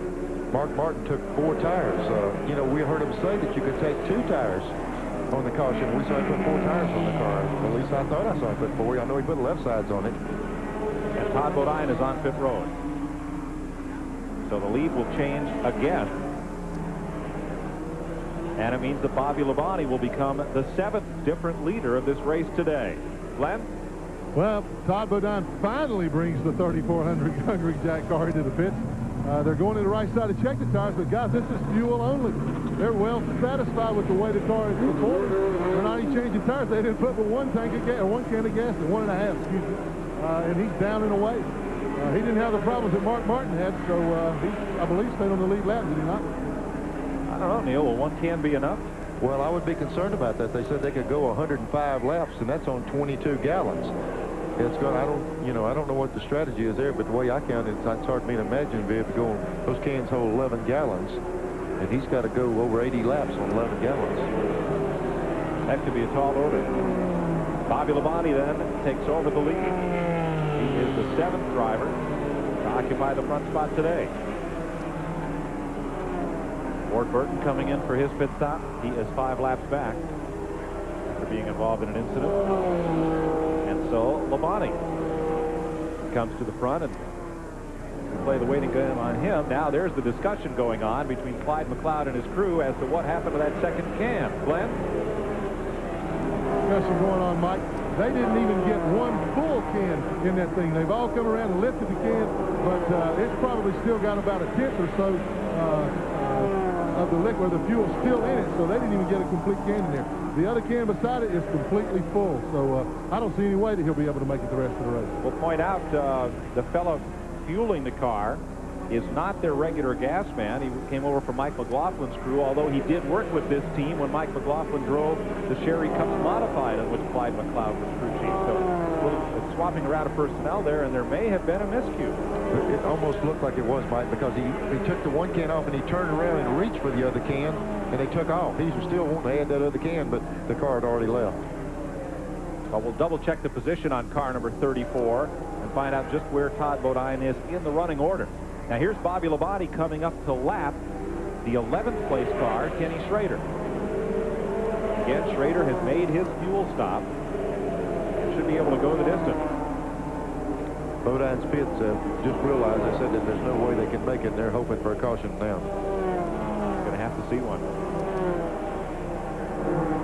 Well, that's a tough break.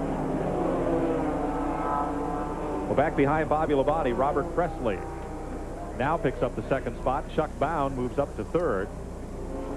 Joe Nemechek to 4th. And they're posting Tommy Houston now in 5th position. Nemechek is drifting back a bit to the field. Mike Waltrip just went past him. And one car bounces off the wall. It was Bodine.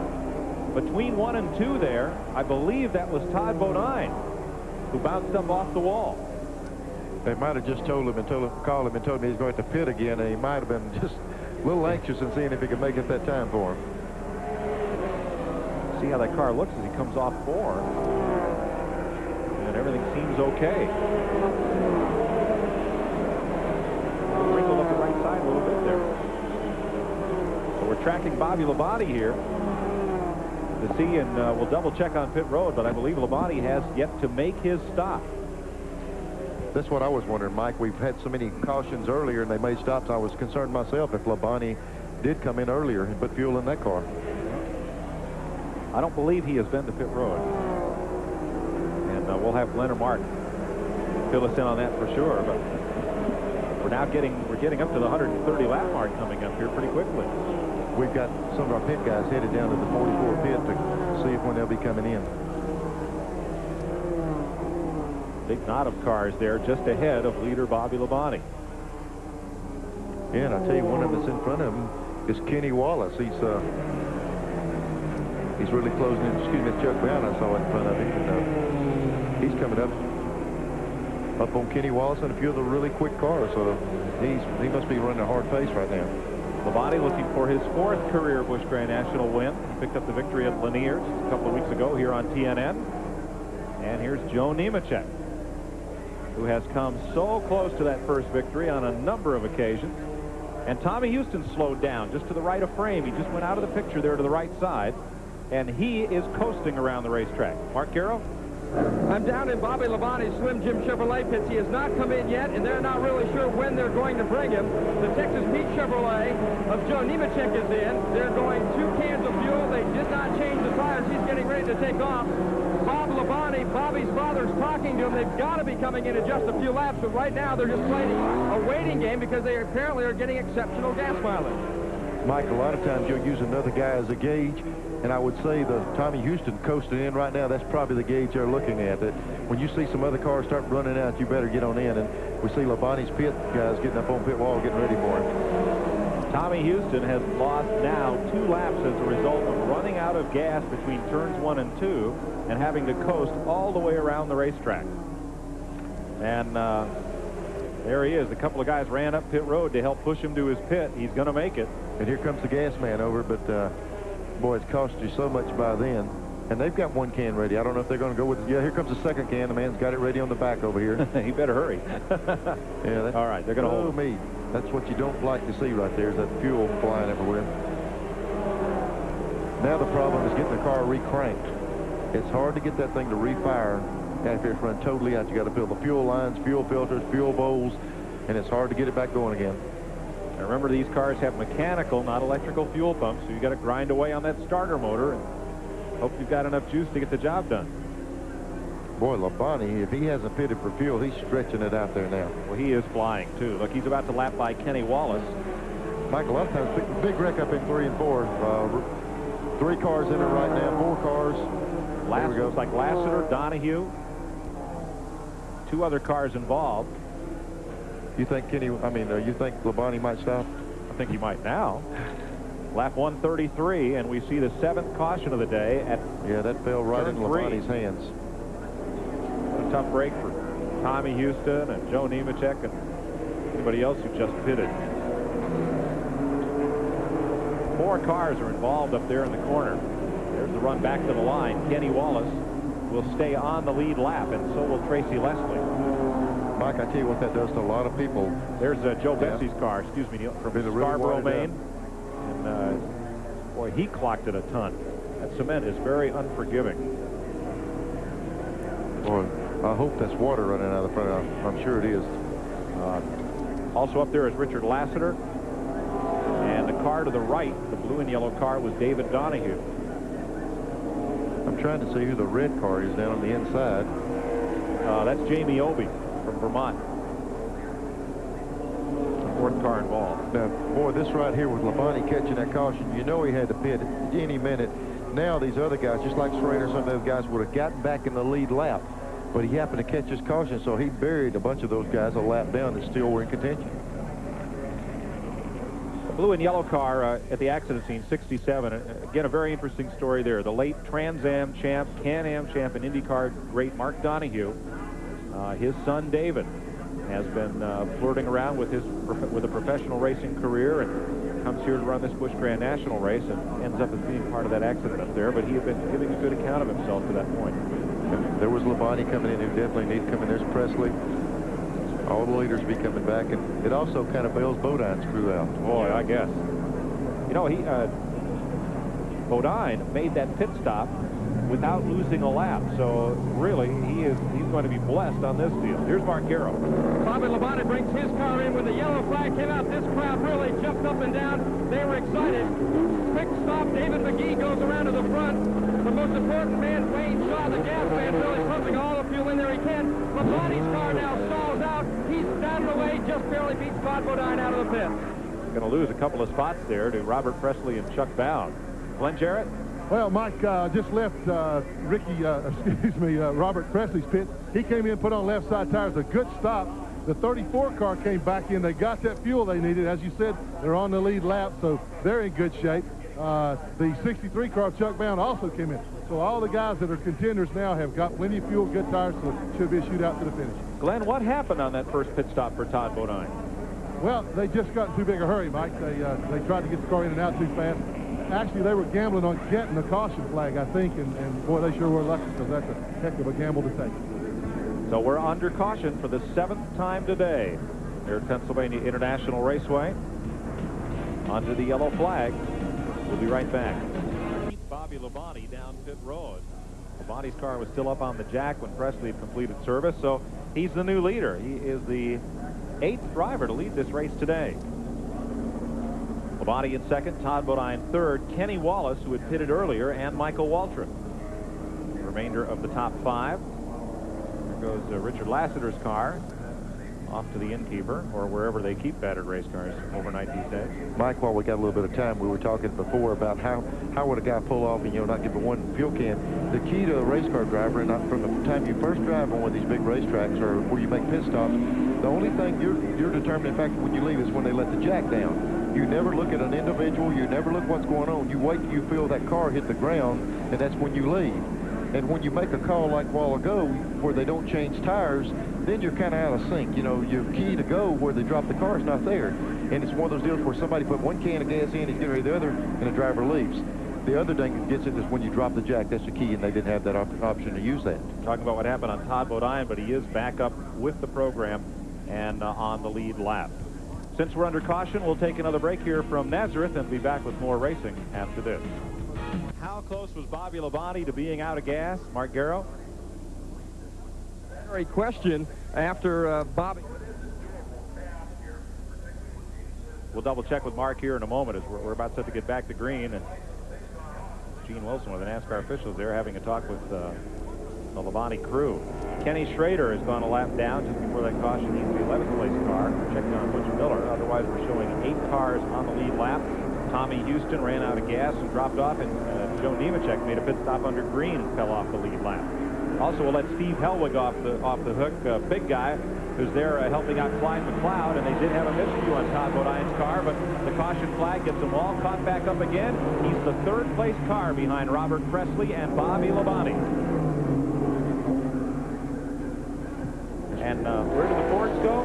Jeff Gordon went behind the wall, and Mark Martin's car lost a couple of laps making his pit stop, and he made one of the back. He made one back, and he's right there in about 4th or 5th place in the line. He's going to have to try to get one more back. Todd Bodine comes hard and gets 2nd spot from Bobby Labonte. Good move there in turn 4. He carried Labonte right up and out of the groove. Well, I tell you, fate in races is crazy how it rolls. Here the 34 car was in a bunch of trouble, and now he's back in contention to win the race. Mentioned Butch Miller had been up on the lead lap. He has now dropped well off the pace, 3 laps back. Grissom is back out. Steve Grissom, as Glenn reports, returning to the race. And here we go again for 2nd spot.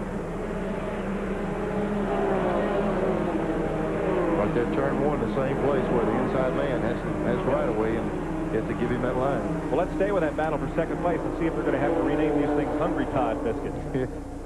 He's hungry, all right. He needs to get back up in there with him. But I think Labonte took advantage and put some tires on his car. And the 34 cars had the same tires he started the race with, unless he changed on it last one. I didn't see him do it. But Presley seems to like that front pretty well himself. Yeah, he's made a good run to the front. Let's check again with Mark Garrow. He had been tracking the fuel mileage that Bobby Labonte was getting. Mark? I just asked that question of Bob Labonte, how close were you? And he said, well, between me and you, we were real close. But if you're going to put it on the air, tell him it's for me to know and for them to find out. Asked and unanswered. Okay. Well, they got fuel to go the distance now. Trouble in 4. Spinning. Tracy Leslie. Nobody gets him. Ooh, tense moment, and we'll stay green. Well, I tell you, he made a 180, turned it off, you know, or is that 360, I guess. He turned it all the way. Caution did come out, Mike. It looked like he got in such a high part of the racetrack, he slung some trash down there.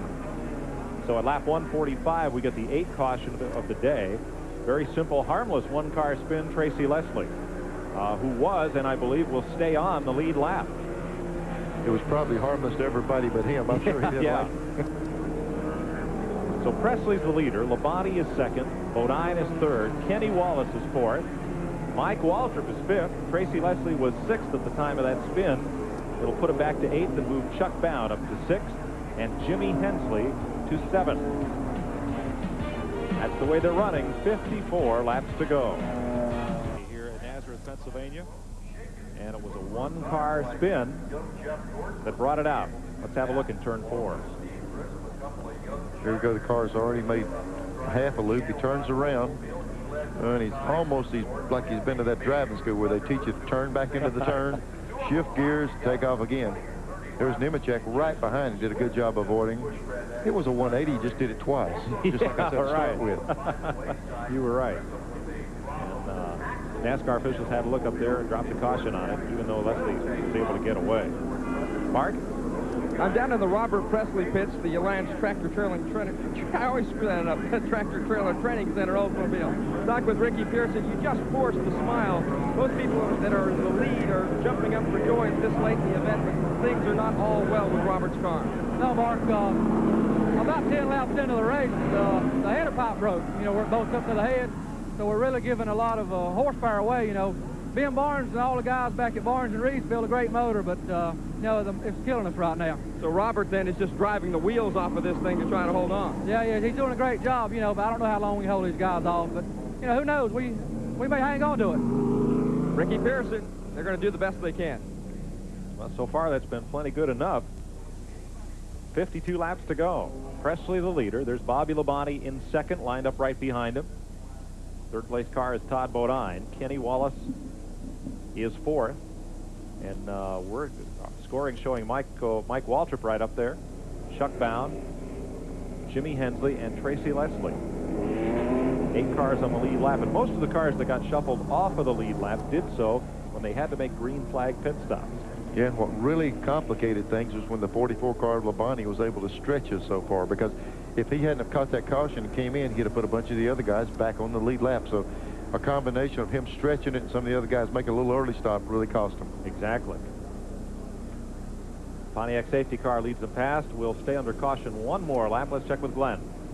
Well, I'm in Chuck Bound's pits. This is Jeff Hensley, his crew chief, and you guys have had an uphill struggle all day, but you're trying a little bit of strategy on them now. Yeah, we pitted earlier in the race and put new right side tires on the ST Pontiac and gambled on getting another caution before the halfway, and we did. We got left just a few laps to go on about lap 130, and now we're back with fresh right. So the way I got it figured, we're the only car on the track. It's got 4 new tires, and the only car that's got better tires is Mark Martin. He's a lap down. You know, we can't beat him out on the racetrack. Maybe we can beat him here in the pits. I don't know. But Nescafe ST team, they're not giving up. You know, we can get a top 5 out of this thing if we can't get a win, and who knows, this may work. Well, I'd say they're in pretty good shape with those fresh tires, Mike. So far, so good. Chuck Bound's last win was up at Pulaski, July of 1991. So it's been almost a season since that 10th career victory on this circuit. And he is one of those 8 cars that's still on the lead lap and has a shot here. Caution's still out as they have a look toward turn number 4, up where Tracy Leslie spun. And we should be back to green here before too long. Yep, 1 lap to go. I don't know, Neil, who do you like with 50 laps left? Well, it makes me wonder, you know, the 59 car of Presley, they're talking about they have a header problem, which does take power away from the engine. Labonte's car is sitting there in really good shape. But, you know, Chuck Bound, those 40 tires, I know how much tires mean on a place like this. And if he can work traffic, the key is, in this, he's got to come foul. He's got to pass a lot of cars to get there. By the time you get there, you use the tires up. Here's a look at that David Donahue car, and it's nostalgic, and it's significant for a few reasons. His dad always ran number 6 from the days of his Elva Courier and SCCA amateur racing to his days with Roger Penske, winning the Trans Am Championship in Camaros, and then winning Indianapolis with car number 66 as 6 was taken, and that famed Sunoco blue and a little bit of yellow pinstriping on all of Mark's colors. So good to see his son out here and giving a good run today, despite getting the nose knocked off that thing once. And just that break us up in 4. Yep. It's part of the literal school of hard knocks. If he thinks he's in trouble, look at the 2 cars in front of him. They don't even have a nose left. All right. One of those Jeff Burt. Kind of like getting in a fight. You think I look bad, look at the other guys. Yeah. 25 years old and having a good run of it here today. David Donahue. Green flag with 50 laps to go. Robert Presley hauls him off down into turn number 1, and Mark Martin 1 lap behind. Trying to get it back, separates Presley from the rest of the leader. And he's got 5 cylinders. He's got a heck of a jump for 5 cylinders. Well, they said they blew the header off. Oh, that's maybe right. The horsepower blew the header off, because it's sure running. Going to complicate things for him as Mark Martin's trying to get his lap back, and he's in between them there. And we heard them say that Mark's got 4 fresh tires, so he might be able to get up there and get that lap back. Bobby Labonte in second. Todd Bodine in third. Then the Butch Miller car is next in line, but 3 laps down. Kenny Wallace, Chuck Bound, Mike Waltrip, Tracy Leslie, and Jimmy Hensley have a ways to go and a lot of lap training to get to challenge these leaders. Well, what you got to be careful of here. Now, here's Martin trying to get a lap back. And we've seen repeatedly, if you get to that outside lane, you let more than one guy by. He's got to be careful if Martin makes the pass that he doesn't let Labonte by also. Martin is in 9th place, 1 lap down.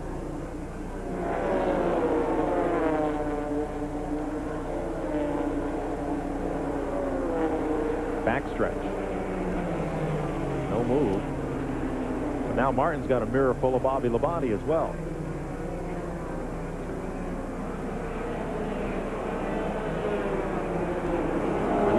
For Chuck Bound, but he's stuck back in that 3rd pack of cars. Glenn? Well, Todd Bodine's crew just told me that Todd radioed in and asked him to do a little sun dance. His car's a little bit tight. They only changed right side tires. Remember, you can only change 2 tires under a caution, so they only got to put on right side that time. So his car's a little bit tight. He's looking for some hot sunshine to loosen it up. Hey, he's having a good, strong run here today. Here's Mark Martin really working on Presley. He's still got enough time that if he can get back around him and catch a caution, that'll put him back in the same lap. And then, you know, people say, well, why is he messing with a leader? He's a lap down. He's still got the opportunity to win this race. He could. He certainly could. Now, those 4 fresh tires, Neil, that he and Chuck Bound has, how long will that give him any kind of advantage? Usually you get the good out of him on a place like this, 8 or 10 or maybe 12 laps, and they start leveling out. So he's got to do it quick, or he's not going to have any edge on him. There's Todd Bodine in 34, coming right up the tailpipes of Bobby Labonte. That's for 2nd place.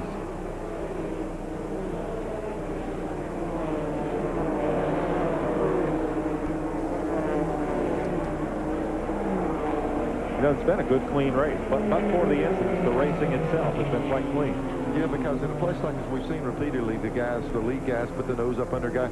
Speaking of nose up under guy, here's Mark Martin. But see, look, Presley's got the option now. He had just enough lead that he could pull back in. Both of them had gotten away from Labonte. And here comes Labonte to the inside. Bobby Labonte made the dive down in turn number 2, and Presley had to go dirt tracking with 1 wheel off to hold the bottom of the racetrack.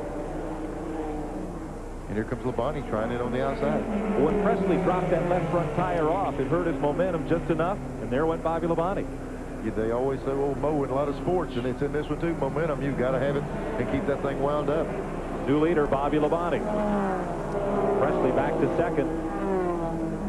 Todd Bodine could not capitalize. He hangs on to third. And there's a new player, Jimmy Hensley.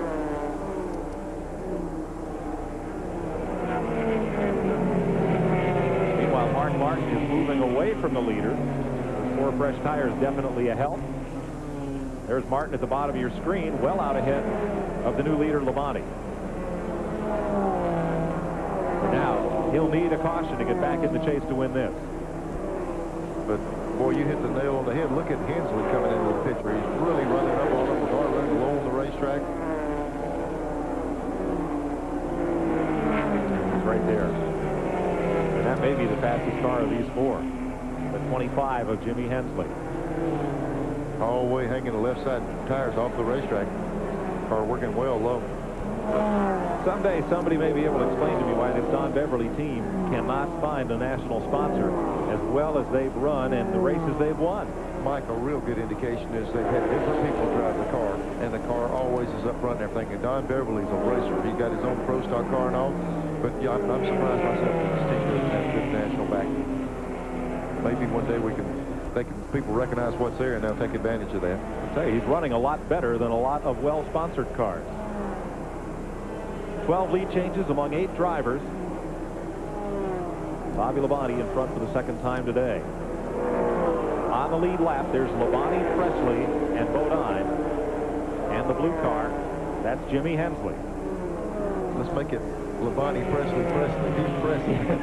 Right. He's back up there now. And, you know, that little bobble while ago, not only when he slipped around, he lost momentum, he heated the tires up a little bit. He's kind of got the car back under him again. He's got that feel back, and he's putting on some heat on Labonte. Now back behind them come Chuck Bound, Kenny Wallace, Mike Waltrip, and Tracy Leslie. Those cars are on the lead lap. 1 lap down, Mark Martin, Ricky Cravens had a good run here today, and Kenny Schrader. 2 laps back now, Butch Miller, Joe Nemechek, and Clifford Allison. Then Tommy Houston is 3 laps down, followed by Bobby Donner. It almost looks like Labonte looked up in the mirror and said, hey, this guy's coming back. I better step it up a little bit because he's got him just a little bit of cushion again.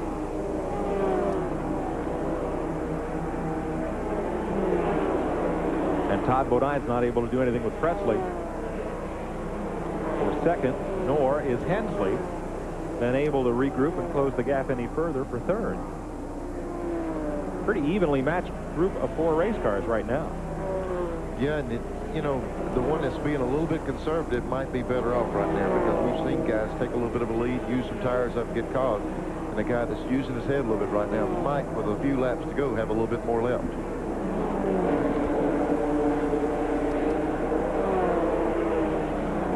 Bobby Labonte trying to repeat as champion. And no indication what he'll do next season, win or lose this championship. Got a bright future, you know. The guy really does a good job. And how many times have we seen him in races like this? And oh, here we go. David Donahue.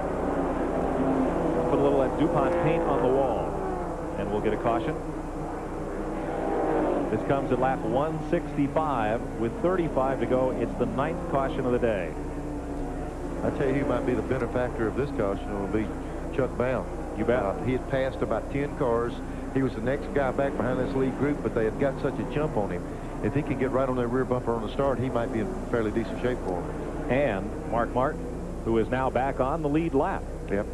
And can come around to the tail end of the field.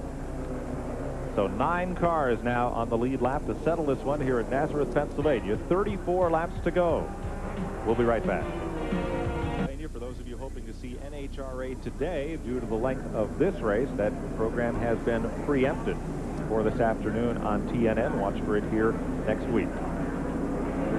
Here at Nazareth, Pennsylvania, we're under the 9th caution of the day. David Donahue's car was the reason why. He comes back to pit road for a bit more service. Mark Martin and Robert Presley have also been on pit road during this pit stop.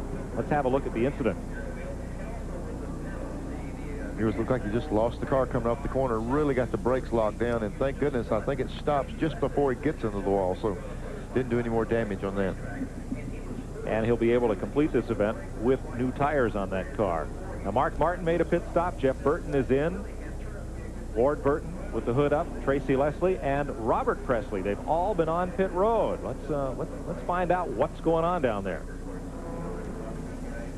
Well, they're going to bring Robert Presley back in. Mike, you talked about at the top of the show what a weird week this was. Well, listen to this. The snap ring that holds the bearings on, you know, these steering wheels come off and on, you know, with the little, well, it's a bearing that slips over the steering column, and there's a ring that holds it in. The ring broke and all the bearings fell out. Robert was worried that the steering wheel was going to come off in his hand. Ricky assured him that there's no way the steering wheel would come off, but he said it feels real funny to him, so they're going to bring it back in, trying to put some kind of clamp on it. That's fine. Coming in right now. It's fine for Ricky to say he's standing in the pits. Mike, I broke the steering wheel off one time. I broke one of the spokes off at Darlington while I was leading the race, and I called him. I said, hey, the steering wheel broke. They said, you've torn up everything else there is in a race car. There's no way you can tear the steering wheel up, and that's a bad feeling to look down that thing broken off. Oh, no. It's a quick release hub. That is the problem. And looks like it released a little too quick. Glenn? They've got the window net down. Robert is talking agitatedly or animatedly to Ricky, let him know that, hey, he doesn't like that. They've got pliers and clamps and stuff in there. Now they've got it on. They're getting ready to turn him loose, so they think they've got the problem solved. But you talk about a guy that had a scared look on his face. Now, Robert Presley was that man. I don't imagine he's going to be all that trusting, right, you know, from here on. Glenn, it kind of begs the question, why not just give another steering wheel? I don't think they've got one here. I'll see if I can get a word with Ricky Pearson. He's going to talk to Robert for a minute, see if it's okay. Well, it made that left turn. Mike, whenever that day I had trouble like that, I kept telling him I need a steering wheel. I said, hey, we don't bring spare steering wheels. We got everything to build a race car. You just don't take many steering wheels with you. That's because they expect if you bang the thing up, all you'll bring back is the steering wheel. We're back under green, 30 laps to go, and this becomes a short track shootout. Presley is still on the lead lap, but he'll be back about 9th place. And a half a lap behind as they take the restart green. What a tough break. Good boy, Bodine is really putting the heat on Labonte here, trying to pull right up beside him, going down the back straightaway. Yeah, it's hungry time. Let's make those biscuits. There he goes. Now, will he slip up too far? Because Labonte's going to come right back at him. Ooh, and nudges him just a bit. Well, that brought the fans to their feet. Todd really protected that inside line, is the thing to do, and he held him off. You don't think he's becoming a sharp little racer. That may convince you right there. Boy, Labonte, though, is all over him. Let me tell you, this is the kind of racetrack where we can see a lead change every lap because, you know, the guy gets inside, got him covered. Inside, and they can swap this lead around several times. How about twice every lap? Maybe. Once at 4 and once again at 1. Okay. Labonte back to the front. And Chuck Bound has just driven underneath Jimmy Hensley for 3rd. So Bound is coming. There's Chuck, and here's Mike Waltrip following him along underneath Jimmy Hensley, who did not come up to speed all that quickly on the restart. Here we're looking at Chuck Bound. What he needs is for those 2 lead guys to do a lot of racing to give him time to get there. He's coming.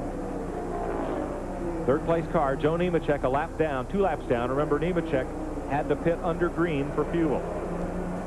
Front of the field. Doesn't get much closer than this.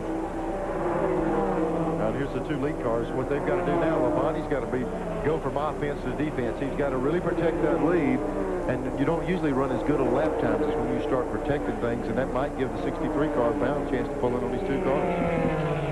This is only Todd Bodine's 2nd appearance at Nazareth. He finished 22nd here last year.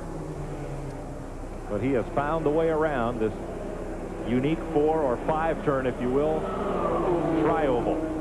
Tries the inside. Here he comes. And gets the lead. Yep. And watch Labonte. The thing to do now is bury the nose of that car. Back up under him. Don't give him any breathing room. You want to keep the heat on. Just because he took the lead, you don't even think he's driving away. So they're going to scramble at each lap. Kenny Schrader's car has slowed and is crawling down the back straightaway. And he'll go to pit road. 25 laps to go. Now Bodine's opening up a 2-car length lead.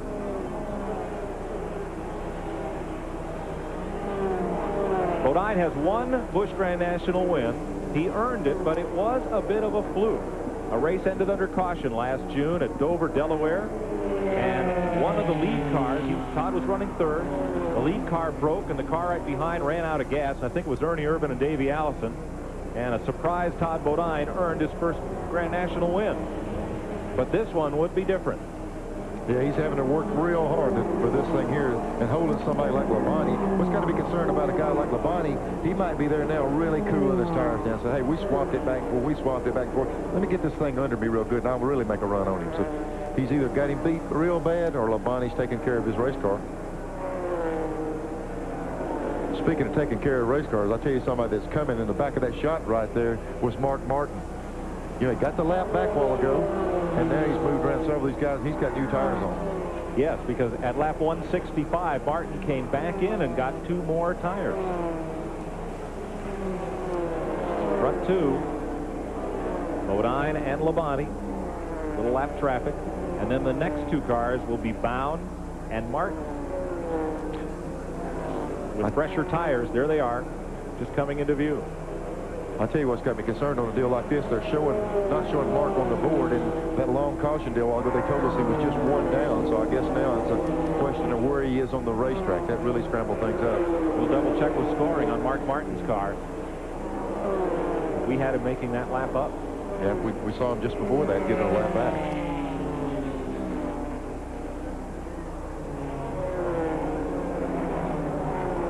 Well, we better check, too, because scoreboard doesn't have there. Now they've got it correct. Todd is the leader. There's his wife, Lynn, looking on. Bonnie in second. Then Chuck Bound. And here we go with Mark Martin up on the board now. So we mentioned it, and they decided to straighten it out, I guess. So Martin is 4th, and Mike Waltrip 5th. Mike was involved in the first caution of the day, the one between where Tom Peck got into the back of Mike Wallace.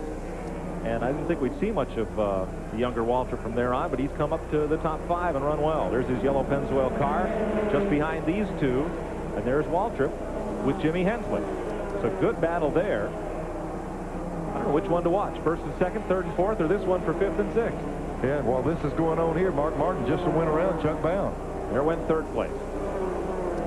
Now, is 20 laps enough time for him to catch and deal with the leader? He's going to need a little bit of help, and when I say that, he's going to need these 2 leaders to mix it up a little bit, and it looks like Bodine is able to pull out some. I don't think Labonte would give him that much of a cushion. Even though Mark has gotten around the guys, he's in 3rd. He's got a lot of distance to make up. Yeah, but look at how he is flying away from Chuck Bound, and Chuck was one of the fastest cars on the racetrack. Yep. There's Bound, who's now 4th, and Mike Waltrip is moving up on Bound, the 5th place car. That's where the battle is going to be next. I'll tell you what's and up front, once again, let's reset. There is Bodine in the 34 car and Labonte in 44, and lap traffic has allowed Labonte to close right back in there. In a matter of a lap, he went from, 8 car lengths back to right back up there with him. This is what Mark Martin needs. These 2 guys to start battling, and then he might be able to close the door on a little bit. 18 laps to go. Folks, we're going to take our last break here before the checkered flag and be right back, because this is going to be a thriller right down to the checkers. Labonte right on his bumper. Bodine is faster than Labonte, but has not had an easy time dealing with lap traffic. Mike, the minute he clears traffic, he drives away, but his car feels like his car's so good that when he comes to the lap traffic, he's almost too cautious. Every time he gets in that traffic, the leader's been able to, Labonte has been able to close in on him, and he's lost a lot of ground, but the traffic has really been giving him a fit. That's the way they are 1st to 2nd. Let's look back and find Mark Martin, the 3rd place car, as Martin has been trying to close it right up. There's David Donahue and Jack Sprague, and there's Mark Martin. So Martin has been able to make up about half the distance that separated he and Chuck Bound from the race leaders when he made the pass of Bound. So Martin is coming, but maybe not quick enough. There's Chuck Bound coming into view, and Jimmy Hensley, who are the 4th and 5th place cars. There's Bound, there's Hensley, the 5th place car, the blue car. And right behind Hensley, the yellow car will be Michael Waltrip. In 6th place, all of those drivers are on the lead lap, as is still Tracy Leslie and Kenny Wallace. Here's a look at Kenny. Joe Nemechek, a couple down, so is Tommy Houston. Bobby Donner got smacked up, still running. There's Butch Miller, he is 2 laps back. And we're counting them down from 10 now. 190 laps on the board.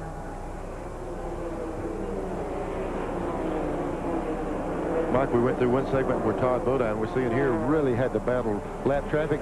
Now it's breaking up a little bit. That might be a big advantage for him. He's not going to have to deal with that traffic, maybe just one car every now and then. Before, it was really giving him a fit. Well, traffic will be ahead. It's spread out pretty evenly around the racetrack for Todd Bodine. Again, very partisan, NASCAR modified fan type crowd here from the Northeast. Looking at one of their own running out front with 9 laps to go. Labonte in second, Mark Martin in third. Here they are coming into that traffic we were talking about again. There's a few cars he's got to deal with before he can get away from Labonte. Now, when he catches traffic right there, like right in the middle of the corner, and has to lift and get out of the throttle, Neil, what can he do differently? Well, you almost need to see the traffic coming and roll out on the straightaway, where when you come to the traffic, you can keep that momentum up and really get a run off the corner. Before he was as he was coming to the traffic, he was working it. You've almost got to work the traffic before you get there. And like I say, he's got such a good race car under him. He feels like he can do it anyway, and he's able to hold him off. So that traffic really hurt Labonte. Had him stuck on the outside through that real bad part of the racetrack. They're putting Ricky Craven there 2 laps back. And now 7 to go. Clyde McLeod on the radio to Todd Bodine. McLeod was the crew chief for Todd's older brother Brett at Sherry Cups, who won a lot of NASCAR modified races, and crew chief for Mike McLaughlin, who won the National Modified Championship for Billy Carrazzo's team as well. And now the youngest of the Bodine brothers, trying to pick up his 2nd career Grand National win. There's the race for 4th place, where Chuck Bown and Jimmy Hensley once again come to close company.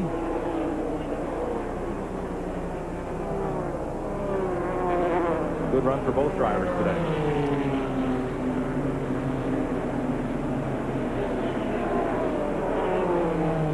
I don't know who it was a while ago was praying for sunshine, Mike. We've got it again. It's broken out. I think it's too late in the race for the sun or the clouds to be the determining factor in who wins this thing. It is with 5 to go. Good battle there for 4th spot. Back up front. There is Todd Bodine. 4 laps to go. And he is extending the margin once again. You see traffic is thinned out in front of him. J.B. Obey moves to the inside.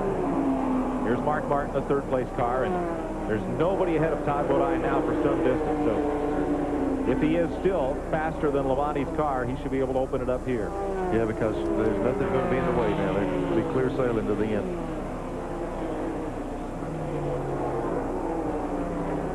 Three laps to go. Yeah, Mike Labonte is really working his car hard. He really sailed it in on the outside, drove it a mile off in the 3rd turn, and got back on it. And he's trying everything he can do.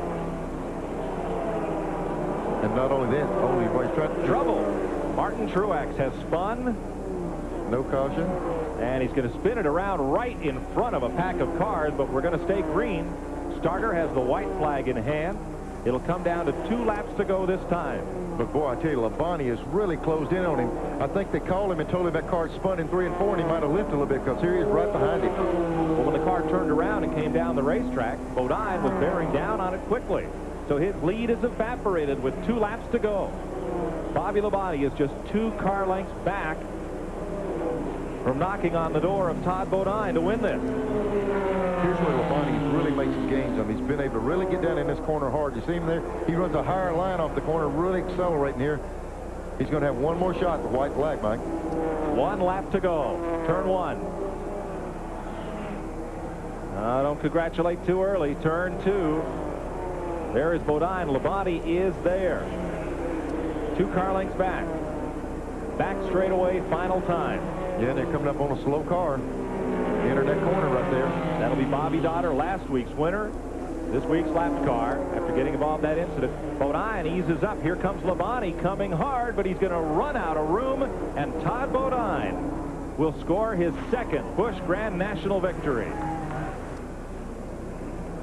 51 weeks after his first triumph at Dover, Delaware, and there's the battle for 4th spot. Chuck Bown holds on over Jimmy Hensley. It's going to be a happy young man right there. Yeah. Todd Bodine will go to victory lane. We'll be there in a moment. And Remind you that coming up on TNN next Saturday night, the Winston One Hot Summer Night at Charlotte Motor Speedway. We'll bring it to you live. And at the Winston Open next weekend on Saturday night, we'll debut our in-car commentator. Yup, Buddy Baker will be mic'd throughout the race as he competes in the Winston Open and hopes to transfer into the Winston. But let's not let our anticipation of that great race take away from this moment for young Todd Bodine out of Chemung, New York, who has picked up his second career Busch Grand National victory. 28 years old, and he'll earn Clyde McLeod, his crew chief, the Miller Pit Crew of the Race award. Mark Garrow is with them. With Clyde McLeod, who anxiously wants to get down to victory lane. But Clyde, on behalf of TNN and Miller Genuine Draft, we want to award you the Pit Crew of the Race award. And you guys hung in there, had some problems, and got some breaks, and hung on and won it. Thank you very much, Mark. I appreciate it. Appreciate everything all you guys have done with the TV coverage. And the old Hungry Jack Chevrolet, she was there today. I'd like to say hello to my family at home, too, now, because my wife couldn't make it today, and my son Ryan, and my mother's home watching. So this one's for you, baby. The voodoo doll worked this time. You bet your life she worked. She's in there. They strapped the voodoo doll to that race car a couple of races ago. It didn't work too well, but today it paid off for them. You must have had the right amount of pins in there this time. Yeah, I stuck a few more in her this morning, Mark, so I'd straighten her out. Clyde McLeod, on behalf of TNN, the Miller Genuine Draft Pit Crew of the race. Let's go to victory lane. We'll be in victory lane in a moment. Today, Glenn Jarrett. Well, here's the most disappointed guy in the world right now.